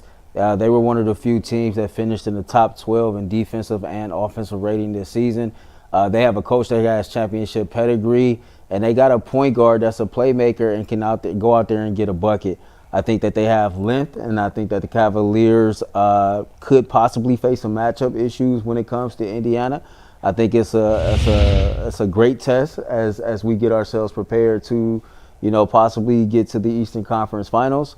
For me, I think that the Cleveland Cavaliers just continue to play Cavaliers basketball, come out here and be efficient on offense like they've been all season, and take that level of dominance that they put on display from the second quarter in Game 3 throughout the entire rest of the series. If they can come out there and set a tone like that, then I don't think Indiana is going to cause that much of an issue like most people might think they would. Cavs are the best team in the Eastern Conference, I think, right now. At least they look like they've got their stuff together.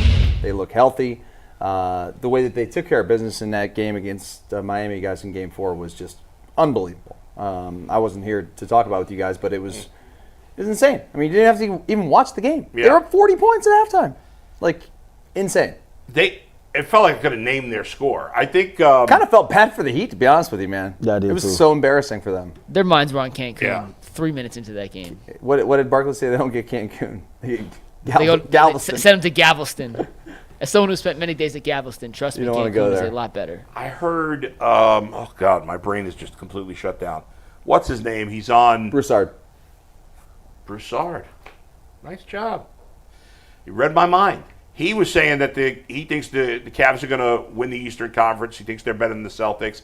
I said this yesterday, before this series against the Heat, I didn't think there was anything the Cavs could do against the Heat that would change my mind about their chances of winning a championship.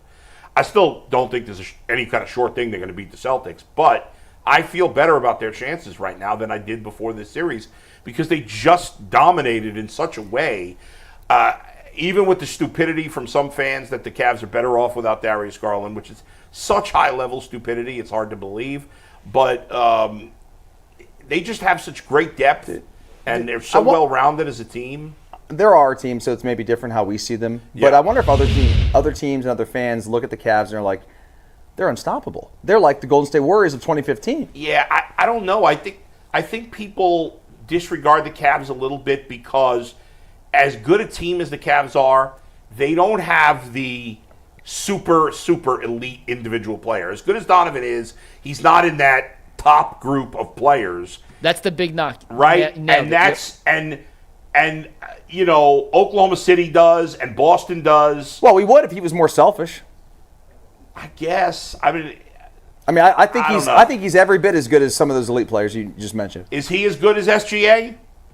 Well, I mean, I love Donovan. Is he as good as Jason Tatum? Okay, I think quite as good as those guys. All right, so Mike, let us ask you this question. That's not even a knock. It's just that's why people look at the Cavs. I feel what Dustin is saying. Let's say hypothetically, 30 points. Let's say hypothetically, Donovan was the same height as SGA or Jason Tatum. Mike, would you consider Donovan better than either one? So that's a. I'm trying to get to a bigger point. Like, but he'd be better defensively if when you look at and I don't want to turn this into Donovan verse because it's not where does Donovan rank in the league? Donovan's an incredible player. He's going to make All-NBA first team this season. He deserves to make All-NBA first team this season. I think he's going to finish 5th in MVP voting. SGA is a better defender and a more efficient scorer, and Tatum is bigger and an elite rebounder for it. Like, he just does things that Donovan doesn't do. They have more well-rounded overall games. This is not a slight at Donovan Mitchell. He is I think he's the 7th best player in the league. Right. I mean, and you name 2 of the 6 guys that I think are better than him. He's just not in that first tier. It's like saying, who's the best quarterback besides the big 4 in the NFL? Jaden Daniels? Or let's say it's Jaden Daniels. I think he's got to do it more than one more year, but okay. Herbert, if you want to use Herbert. Herbert, fine. Jaden, those guys are excellent quarterbacks. They're just not at the top level. That's what Donovan Mitchell is. He's like top of tier 2, which is far from an insult. Great player. He's one of the top. But that's why I think he's probably a top 15 player in the league. Absolutely. I think he's top 10. I think he's that good, top 10, but you guys named 2 of the top 5. And I do think there's a little bit of a difference. And that's it. You look at the other 2 teams, the 3 best teams in basketball, however order you want them, are Boston, Cleveland, and Oklahoma City. Mm-hmm. So their superstars are a little better than our superstar. And while our team as a whole may end up being better and we may win a championship, I think the reason people are going to lean towards those other teams is their best player is a little better than our best player. But that's not the case in this series because Donovan. That's correct. And even Evan, we could go back and forth, and we're going to have some Pacers guests on in the next couple of days to talk about some of the things Indiana brings to the table. The Cavs might have the 2 best players in this series because I think Donovan's the clear number 1. Yeah. And Evan is right there on the exact same level, if not better, than Halliburton, Siakam, and Darius, who may or may not play in the early part of the series. He said it's a pain tolerance thing with a toe. Dustin, have you ever had a toe injury? Yes, turf toe. Can you talk about the difficulty with a toe injury? Because Darius debilitating.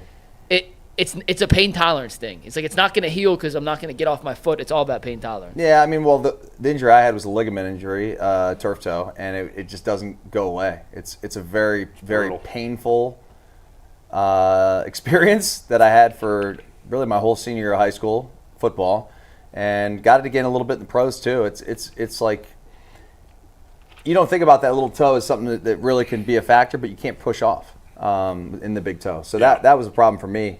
It sucks because it's such a little. I wish you could cut the damn thing off, but you got to have the ball at your foot to actually plant and go. You know what I mean? So what's his status? Do we know if he's going to be able to go game 1? We don't know game 1. It's good that they have a whole week off. It gives them they last played Monday. He hasn't played since it was Saturday, Monday were the games, so he hasn't played since game 2. He'll have a week and a half off. He said it's not going to heal. It's just pain tolerance. So does resting, will it make it better? Ask the guy who had a toe injury. Well, he didn't have the exact same injury. I don't, Yeah, I'm just saying I had a toe injury that was a ligament, soft tissue in the toe. They're calling his what now? Specifically, it's a toe sprain. Toe sprain. All right, so toe sprain. That's what it. So he basically has the same injury. Okay, so what I'm saying is, at this point, would you sit him for the first game, and if you win, would you keep sitting him until these things don't go you feel away. like you need him? Well, or is it going to? Dude, it's going to be, if he has this injury, it's not going away.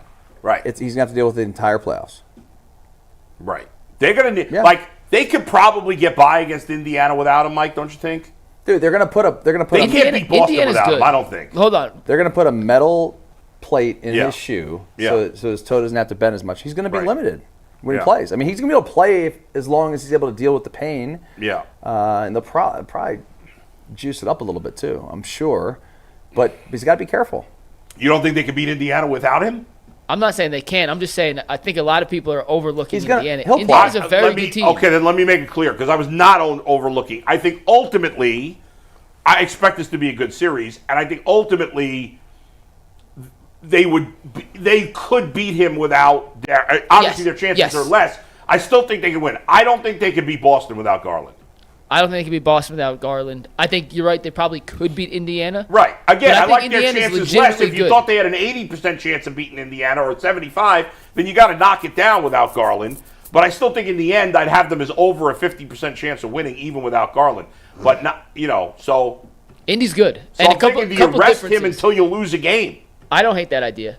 Let me give you a couple of things that Indiana does that Miami had no chance to do. Right. They're way better than Miami. Significant. Sure. They can score. They could actually score the basketball. Miami could not score the basketball. And when you're not scoring, then your defense drops. It's complementary football, but just on a basketball court. They have depth. When the Heat took out Hero or Bam or whoever, they were playing with guys that would be the 15th guy in the Cavs. Yeah. Indiana has 10 players averaging double-digit points in the playoffs. Right. Now, granted, it's 5 games. They had, Steve, you want to take, where to make this graphic? 280. So you know Halliburton, Siakam, their 2 best players. Sure. Their next 6 leading scorers are all guys who play legitimate minutes. 5 of them scored double-digit points in the regular season. And Jarris Walker is a defensive rebounding guy who's super active. But Matherin's a good player. Turner's a good player. Neesmith's a good player. Toppin's a good player. Nembhard's a good player. You don't see T.J. McConnell on that list, but McConnell's a pain in the ass to play against. So they can go depth for depth with Cleveland. Right. So when the second units come in, it's not a complete bloodbath like it was against Miami. And it's not a situation where you can play off a certain player because everybody can score. They have real guys, yeah. And last but not least, they're known as an offensive team. They like to run, they play fast. Yeah. They can get crazy hot any night. But over the last 20 games of the regular season and in the first round of the playoffs, they've been a top 10 defense. Well, what do you make of that? You buying that? They had to start winning games, and Jarris Walker came back and got healthy, and him being in the rotation defensively helps. I don't think they're going to be able to shut down Cleveland by any means. Cleveland will be able to get their points against them, but when you go back to that first matchup they played this year, Earl, you and I were sitting together at Rocket Arena. Remember they full court pressed that whole game? Mm-hmm. And it was right after some of those weird Atlanta games, and we said, oh, that's weird. They full court pressed them. Yeah. Cleveland hadn't lost in forever.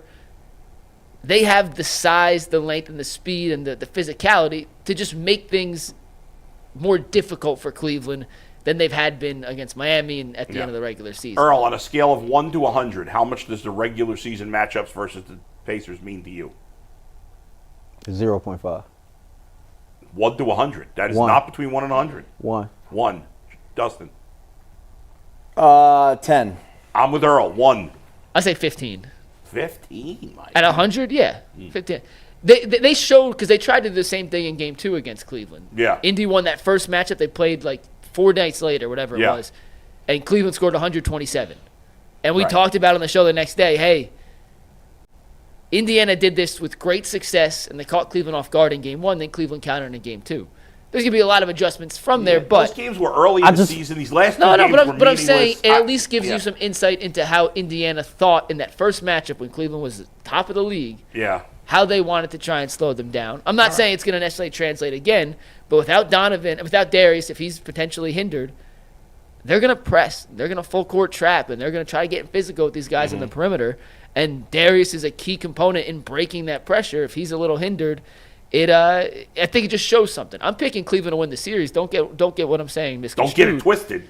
But Indiana's a legitimate playoff opponent. Yeah, I think we all No, Indiana's legit. I guess my whole thing is like those first 2 games that we allude to, those was DeAndre Hunter was not even a part of this team yet. Right. So Correct. technically the real version of the Cavaliers that Indiana is going to see, they haven't seen that version of the Cavaliers yet. And the Cavaliers did a good job of kind of not showing their hand until you got to the playoffs.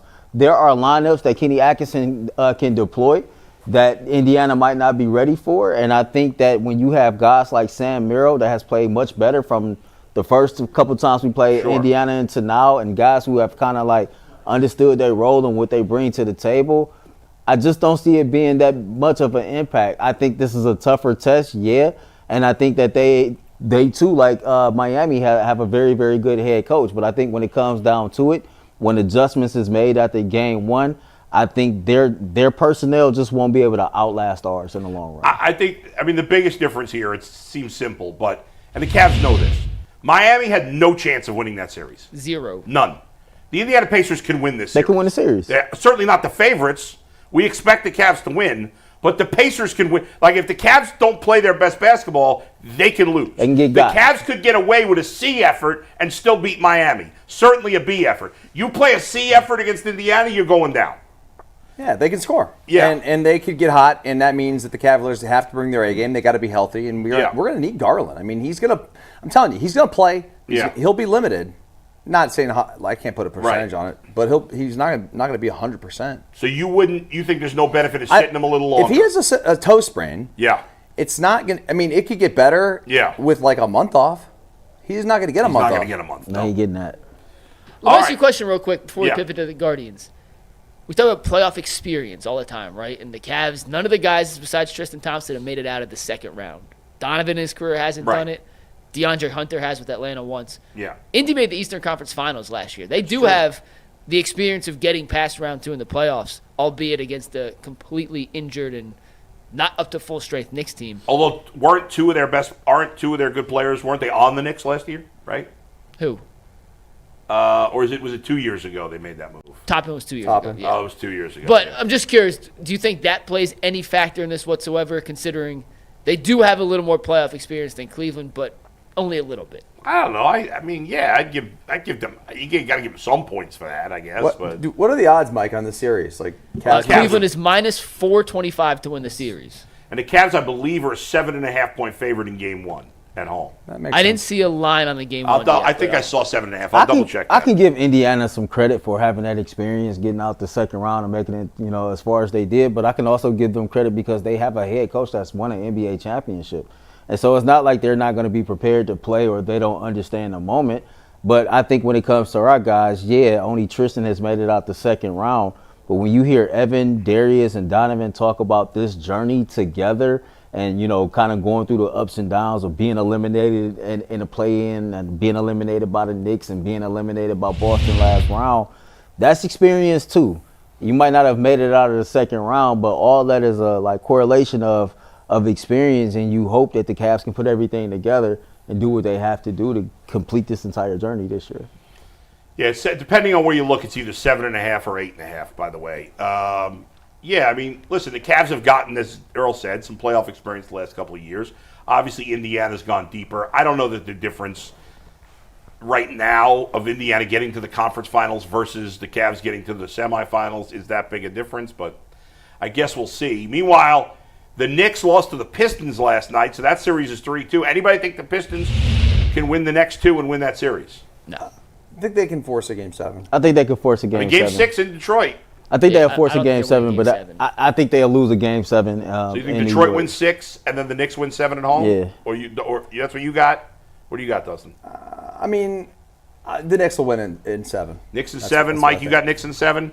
No, I think Knicks in 6. Also, Max Strus did make the finals. I always forget him when I talk about the Cavs. It's a bad job out of you. Big picture stuff, bad job. So let's make our predictions real quick. But the Cavs have not gotten there as a team. As a team, exactly. The premise You of want what the I said predictions made today? sense.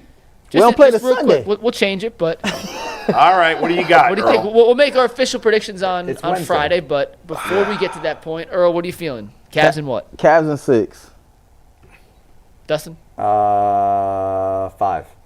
I got 5 also. Gentlemanly. I'm going 6. Competitive. I think the games will be close, and the Cavs will just pull out a lot of close games. I actually think. Yeah. I think game 1 will be a close game. I think like whatever that spread is, 7.5. 7, yeah. It'll be tight. It'll be like that. It'll be like a 4-point game, 3-point game late. I like the over, too. Go ahead, Mike. I'm going 6. I'm also working on getting Pat Boylan, the play-by-play announcer for the Pacers, who's terrific. Very At nice. this kind of media on the show tomorrow. I was texting with him this morning, so we're trying to lock that in. So we'll make sure you have plenty of Cavs Pacers preview coverage in the coming days to get you ready for Sunday's game 1. Before you move on, do the Rockets and or Lakers avoid elimination tonight at home? Earl. I think Ant-Man is too much for LA. And what about the Rockets?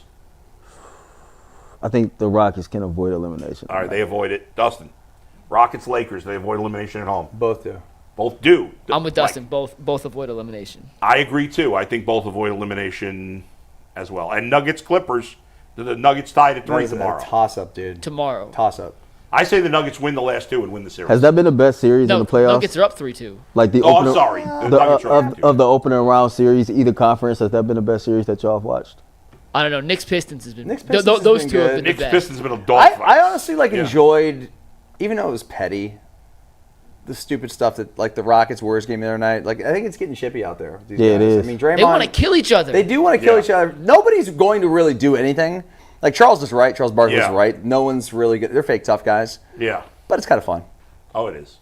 Did you see, before we move on, Yeah. in that Warriors-Rockets series, did you see the exchange between Dylan Brooks and Jimmy Butler at the free throw line?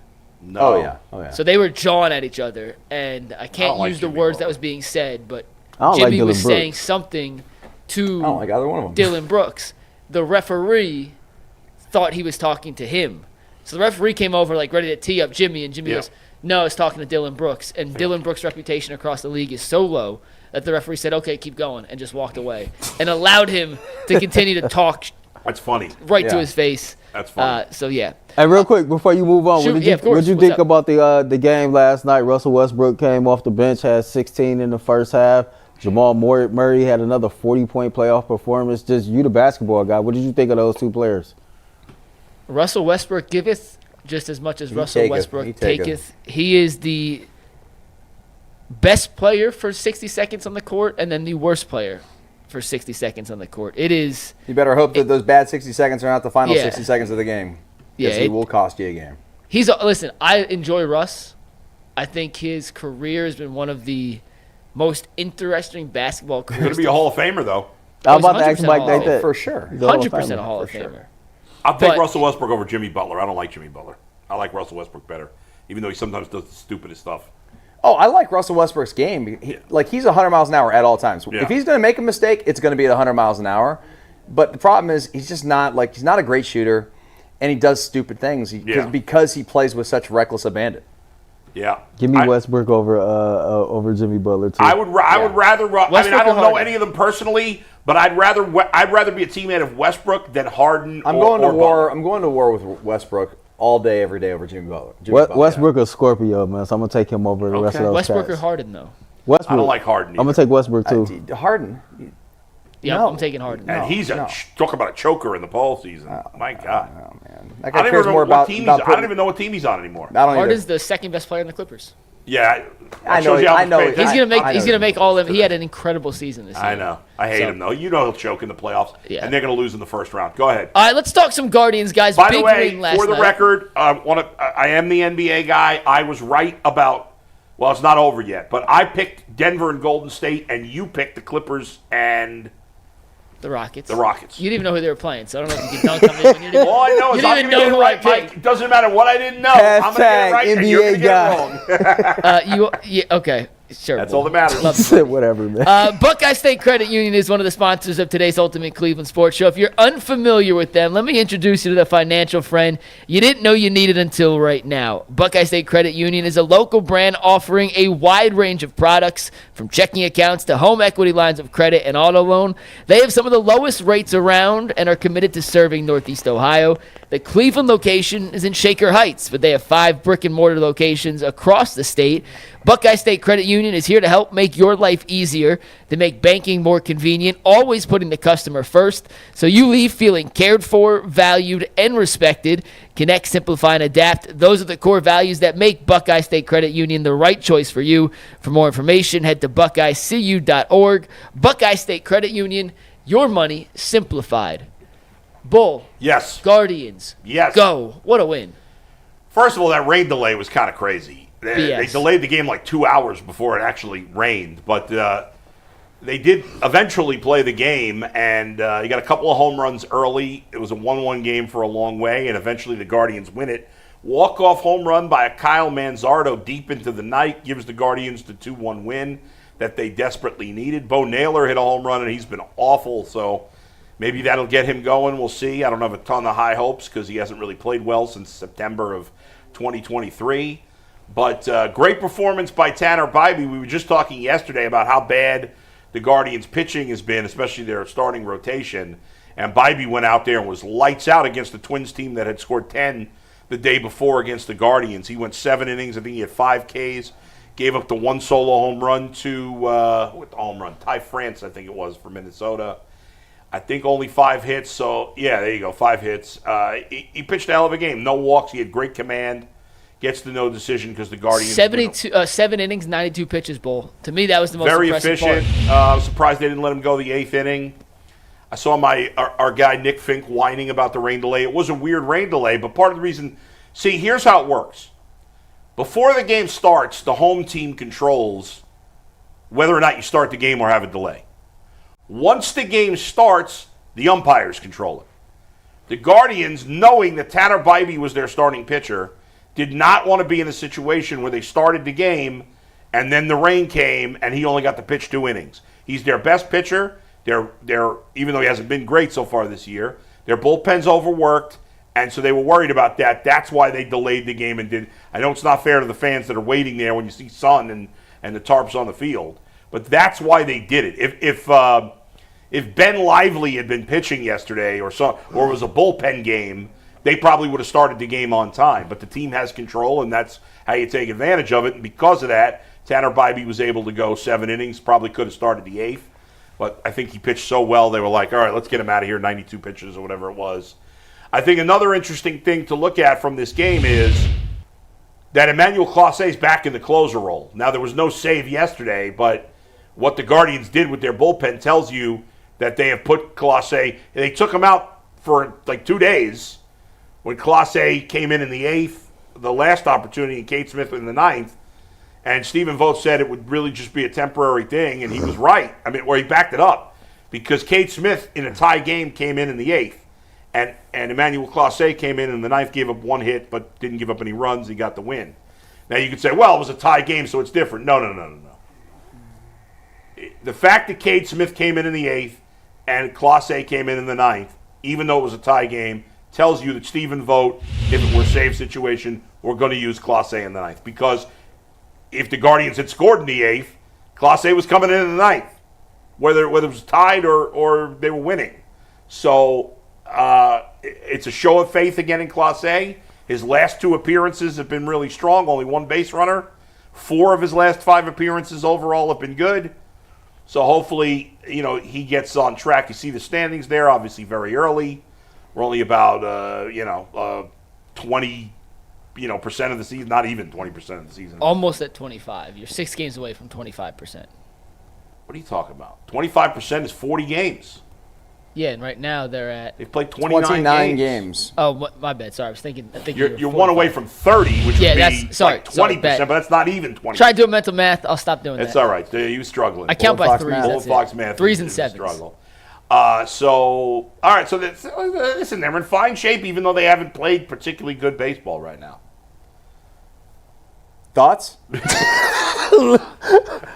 You guys put me Earl to sleep. Dustin are like, You guys put me to sleep there. Okay. I mean, I'm gonna be I honest. mean, they've been sucking lately. It's nice that they got the win yesterday. Yeah. In walk-off fashion. Or in the ninth, I should say. Yeah. No, it was walk-off. Oh, walk-off, I Yeah. should say. Excuse me. Go ahead. The whole how they got the games, it's hard for me to catch the games. I don't enjoy baseball enough to go paying for these subscriptions to go watch. I did see the Kyle. It is very hard to find the games. Yeah, I'm it telling is. you. It's not that hard. What do you mean it's hard? If you have Fubo, I'm not paying for football just to go watch the Guardians. well, how do you watch the Cavs? I watch the Cavs. No, I have Spectrum. YouTube TV, but then I also have the FanDuel Sports. Right, I The know. Cavs but you playoff could- games are now national, so it's not. Right, but you could have. I'm saying you could have Fubo instead of YouTube TV. No, YouTube TV where it's at.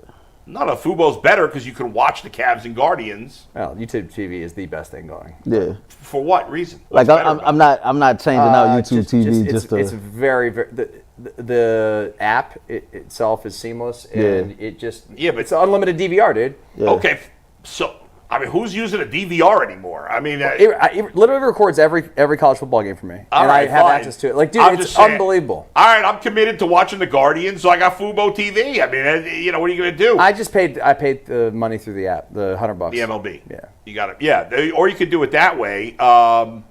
So anyway, listen, I'm YouTube TV is great, especially, dude. I'm on the road a ton. It's the best. Yeah, it is. Although Fubo has a better selection of channels. There's more channels. What are you looking for?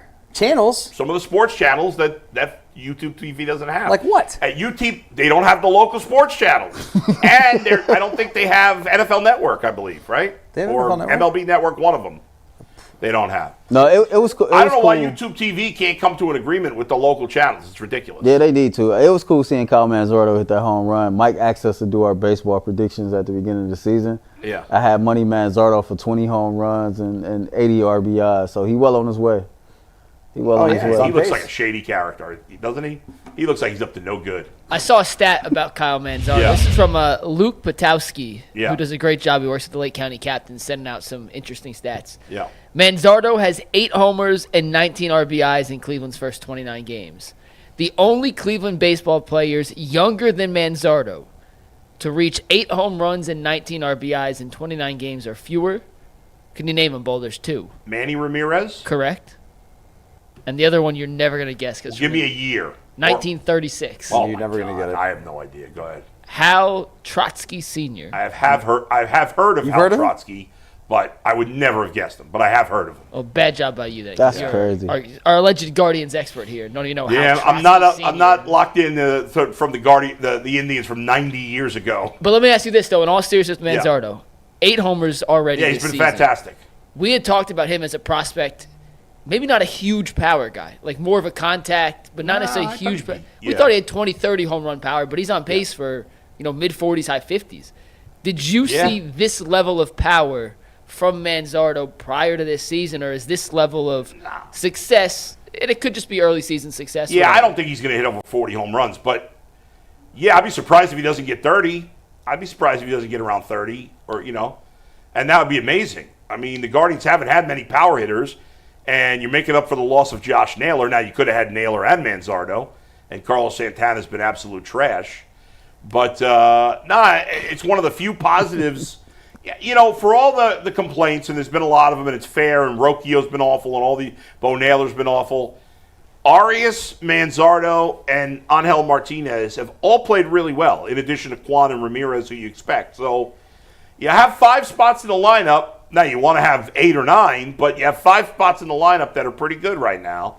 It's not ideal, but it could have been worse, because you only had 2 proven entities coming into the season. And so at least these 3 guys, Manzardo, and even Arias, he was a legit prospect. Now it's taken him a little longer. That happens.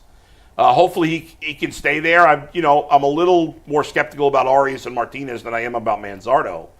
But with Manzardo, and not only is Manzardo of 8 homers and 19 ribbies, which is fantastic, especially on a team that struggles to score runs. Like, if he were in a better lineup, he might have 30 ribbies right now, 35. But he's been extremely clutch. He's got a lot of big hits, like when they really needed him. It's not like he's got a bunch of homers when they're up 7-0. You know what I mean? Like, he's gotten big hits in big moments. He's been real clutch for the Guardians, and that was fun. A walk-off win, especially a walk-off homer, the excitement of that is always a lot of fun to watch. 2 more things on the Guardians I want to ask you about, Yeah. Bill. They made a trade today. Yeah. Cash considerations for Matt Festa from They the get Rangers. Jose Aguilar? No Jose Aguilar. He's out of baseball. Can you give us any insight onto who Matt Festa Matt is? Festa is a pitcher who's been – he hasn't been any good. He was with the Twins. He got traded from the Rangers, right? Or the Twins? Yes, Rangers. Yeah, he had been with the Twins the last couple of years, Matt Festa. And he's been a guy who's been up and down between the minors and the majors. He hasn't been particularly good when he's pitched. So he's a flyer. Is that the McKenzie spot? Well, McKenzie's already off the roster. No, I know, but to fill that 26 roster Yeah, I spot. get he could also start if they needed him to. Like he started some games. I mean, you can look it up. I mean, he started some games for Minnesota last year in the majors. I don't think his numbers were very good, probably, but Matt Festa last season started for the Mets. Twins. I mean, for the Twins, right? No, he never played for the Twins in his life. What? Matt Festa Maybe I'm confusing him with played for somebody else. Seattle, the Mets, and the Rangers. Oh shoot! There's another Festa on the Twins. I can't believe a word you ever say again. Sorry, I know that's a bad job out of me. I know there's a Festa. He was 6-0 last year. Hold on 1 second. Yes, see, I'm not making this up. You can see it right here. I confused the 2 Festas. There's a David Festa who is on the Twins. I confused it. He's the one who started. That's a bad job out of me. Matt Festa is a relief pitcher. I'm sorry. I confused the 2. I conflated the 2. Yes, you said Mariners, right? He used to play for the He's a Mariners. veteran. He's probably in his 30s, right? Yeah, 32 years old. Yeah, okay. I apologize. It's a bad job out of me. I confused the 2 Festas. Matt Festa's bounced around a while in the league as a relief pitcher. He had some success with Seattle, didn't he? Yeah, he was decent pitcher. Yeah. Okay, I like that. That's fine. He's got a career 4.6 ERA, 108 games pitched in his career, 117 innings. Yeah. Not much of a strikeout No. pitcher, but pretty good control. He's got 3-to-1 strikeout to walk ratio. Yeah, he's a guy. He could easily be gone in a day too. Like they could pick him up. He could make one appearance and then they're designating him for assignment again. He's a journeyman bullpenner. It's a bad job out of me for confusing the Festas. Who knew there'd be 2 Festas in the majors? But Director Steve wants me to say you got confessed. I got confessed. I did. Other thing I want to ask real Yeah. quick. Slade Ciccone. Slade Ciccone. I always add Eldo's name. Yeah. Making his first rehab start with Columbus tonight, Bull. How long do you think he'll need in his rehab process before we maybe see him in the majors? Yeah, so he was there's the big part definitely- of the Naylor trade. There's definitely not 2 Ciccones in the major leagues. Slade Ciccone. I'm just laughing because Mikey is between. I work with Mitch, this guy Mitch for the tennis podcast. Yeah. And he's the worst at pronouncing names. Pronunciations? Like terrible. Yeah. Mike struggles with Mikey's right there with him. I don't know who's worse. Not my strong suit. I love you. I love you so much. But I can funny say Daniel about Mike- Oyafusi. I can nail that one. What's funny about Mike is he is like incredibly smart. Oh yeah, there's no doubt. I know, but incredibly talented, skilled. Like he is as skilled a producer as you ever meet. In the We're all business. of our strengths and I'm weaknesses, not man. exaggerating. And yet you can't spell it. Or you can't spell. Forget spelling. You can't pronounce words. Hold on, time out. He can spell. Sometimes Anthony's the when one I can't pronounce spell. words wrong, Yeah. it's because I'm looking at something on the screen and Yeah. then looking at you guys to try and make eye contact and talk. Yeah. So I see it and my head sees something, then I say something. It's fine. I'm just busting your chops. I Yeah, gave no, you listen, it's not majority my strong suit. compliments But seriously, Slade, though, Slade Ciccone, and he's it's a tough the name big to part of the pronounce. Naylor trade. It is. He was the key guy in that Naylor trade. He is a pitcher that it was I believe a first round pick. He was highly thought of, a top prospect with Arizona at one point. He has struggled over the last 2 years in his time in the majors. They'll probably have him down in the minors, I would think, for at least a month. There's not an obvious spot in the rotation. As bad as the rotation's been, not one guy has been so horrible that you're taking him out of the rotation at this point. They've all been, like, as a group, they've been not good. But no individual starter has been hideous that you're like, oh, we got to get him out of the rotation. You know what I'm saying? Like, who would you take out for him right now? I'm not, it's Logan Allen. Okay, maybe, but Lively? nah, I mean, Lively's pitched well enough. I'm not replacing him. Slade Ciccone has struggled in his time in the majors. There's no rush to bring him up. So they'll have him in the minors on a rehab assignment for minimum 3-4 starts, and then after that, they'll probably just option him to the minors, I would guess, unless somebody gets hurt. And it's pitching, so these things happen. Somebody could easily get hurt on the Guardians. But they drafted him as more of a long-term thing. Now, if he pitches great in the minors, yeah, we could definitely see him up here at some point. And there's talent there, but he hasn't put it together yet. We only have one super chat, so I want to read this super chat. Then I have a question for Dustin and Earl here before we head into overtime. I have a great overtime topic for you guys coming up, too, I promise. But our super chats today are brought to us by Living for We. Gun violence is an epidemic. It's the leading cause of death for teenagers. And on this season of Living for We, we're asking what can be done to end cycles of violence in cities like Cleveland, where shooters value their reputation over their own lives. Living for We is more than just a podcast. It's a resource tired of chaos and ready to build peace. The mission is simple: empower communities to create safer neighborhoods free from gun violence. You can join host Marlene Harris-Taylor and Maisha Watkins every other Tuesday for a brand new episode of Living for We. And you can find this award-winning show wherever you get your podcasts. You can watch full episodes by searching for it, Living for We, on YouTube. Our one super chat comes from DBDog21, who says, I'm telling you guys, I don't think Ford is done. Imagine Quinshawn, Dillon, Chubb, and Ford in the same backfield. Chubb not even at 100% will give you more than Pierre Strong did. They're not signing Chubb. They have 3 running backs. They're all making the team. No team, or almost no teams, keep 4 running backs on the roster. Nick Chubb's going to get an opportunity to play the Kareem Hunt Kansas City role for another team. I could see it in Chicago. Didn't Ken say he heard something? I did not hear. Look at Ken getting inside scoops. I see him in Philadelphia. No, I've heard from... Who's there? Did they bring in somebody else? I don't know, but I heard from someone else that Chicago was... Because they lost. Didn't they lose Gainwell, who was like their number 2 back, Philly? I'll look at their depth chart. I mean, you got Barkley there. No, I know, but I'm saying... I think Chicago makes sense. Who's their top back? Is Swift, right? Swift did not draft a running back. And Roshan Johnson is the other back there. Yeah, he's been nothing. I could see... They need like that David Montgomery type of role, and I think... At this point in his career, that's a good role for Nick Chubb, and I can see him with Chicago. So for overtime, we're going to talk about some of the greatest sports names that have ever existed because of a tweet that Dustin Fox was mentioned in. Oh. But it's funny because there's a guy just called up to the majors the last day or two who I was just saying has one of the best names I've ever heard. We'll save it because I don't know what it is. I'll mention that too. But did you guys see Giannis and Tyrese Halliburton's dad after the final buzzer Indeed, last I did. night? No, what happened? Tell us about it. Tyrese Halliburton's dad. Was he drunk? He had to be. Had to have been. I can't confirm nor deny. What happened? He looked like he was. His dad was on the court, and they win the game in overtime, and he confronts Giannis and starts talking shit. He's yapping at him, and Giannis handles himself pretty professionally and also talked about it professionally, I think, afterwards. Yeah. Would you agree, Mikey, that Giannis handled himself professionally? I don't think you could possibly handle it any better than Giannis did. Yeah, I mean, this guy's the best, Giannis, isn't he? He's amazing. Oh, my God. Amazing. What a class act he is. But what do you make of... So it turned out to be Halliburton's dad. At the moment, Giannis did not know it was Halliburton's dad. He ran onto the court right up to Giannis and started jawing at him. How does that happen? Where's security? That's what I wanted to ask. In these settings, and I guess he was in the family section right behind the bench... Anthony says, that's what happened. I don't know how you allow that to happen. And it's lucky, and he's lucky, and the NBA is very lucky that Giannis has a level head because in the immediate aftermath of losing a game in the fashion of which they just lost, choking away that lead in the playoffs to end your season, I mean, he's lucky he didn't get his head ripped off. And Giannis... What a clown. Yeah. I mean, what a clown. Nothing. That's a disgrace. His dad should be banned for the rest of the playoffs. I mean, let me tell you something. Halliburton apologized to Giannis for his dad. Good for him. I don't blame Halliburton. It's not his fault. He didn't do anything. It's his dad. We always talk about the greedy owners, right? This is another example.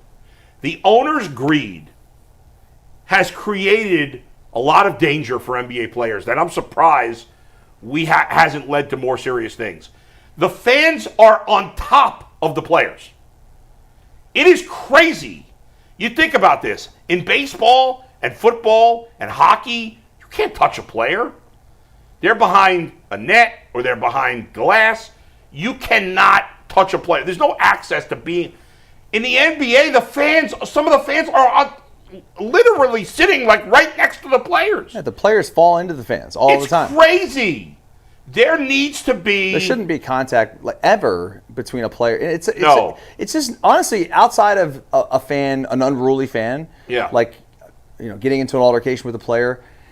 It's dangerous to have an obstacle for the players that close to the court, and dangerous for the fans too. They can get hurt too. Yeah, I care more about the players. Yeah. This is crazy. I know it's not going to change because they could charge zillions of dollars for those seats, and they do. But it's just ridiculous. And I know, you shouldn't have to worry about that when it's another player's father. You think the father of a player would know better than to get on the court. But I give so much credit to Giannis because just watching that, I wanted to punch the guy in the face. Like how he kept his cool to not do anything. And you got to hear his post game comments too. Yeah, his comments were amazing. Yeah. He's a special dude. He's a very special guy. Yep. And he probably played his last game in Milwaukee. Jimmy Haslam screwed that up. Oh, he's a free agent? No, but they have he's gonna force no trade. Picks. Yeah, they have they're done. no young talent. Dame's out all next where's he season. going to go? I think Houston. Oh, I don't like that. Houston be a good fit. I guess he's Get happy. out of the Eastern Conference. Come on. We'll see you on overtime. We got a fun topic. We'll talk about it in 2 minutes here on Ultimate Cleveland Sports Show. Peace.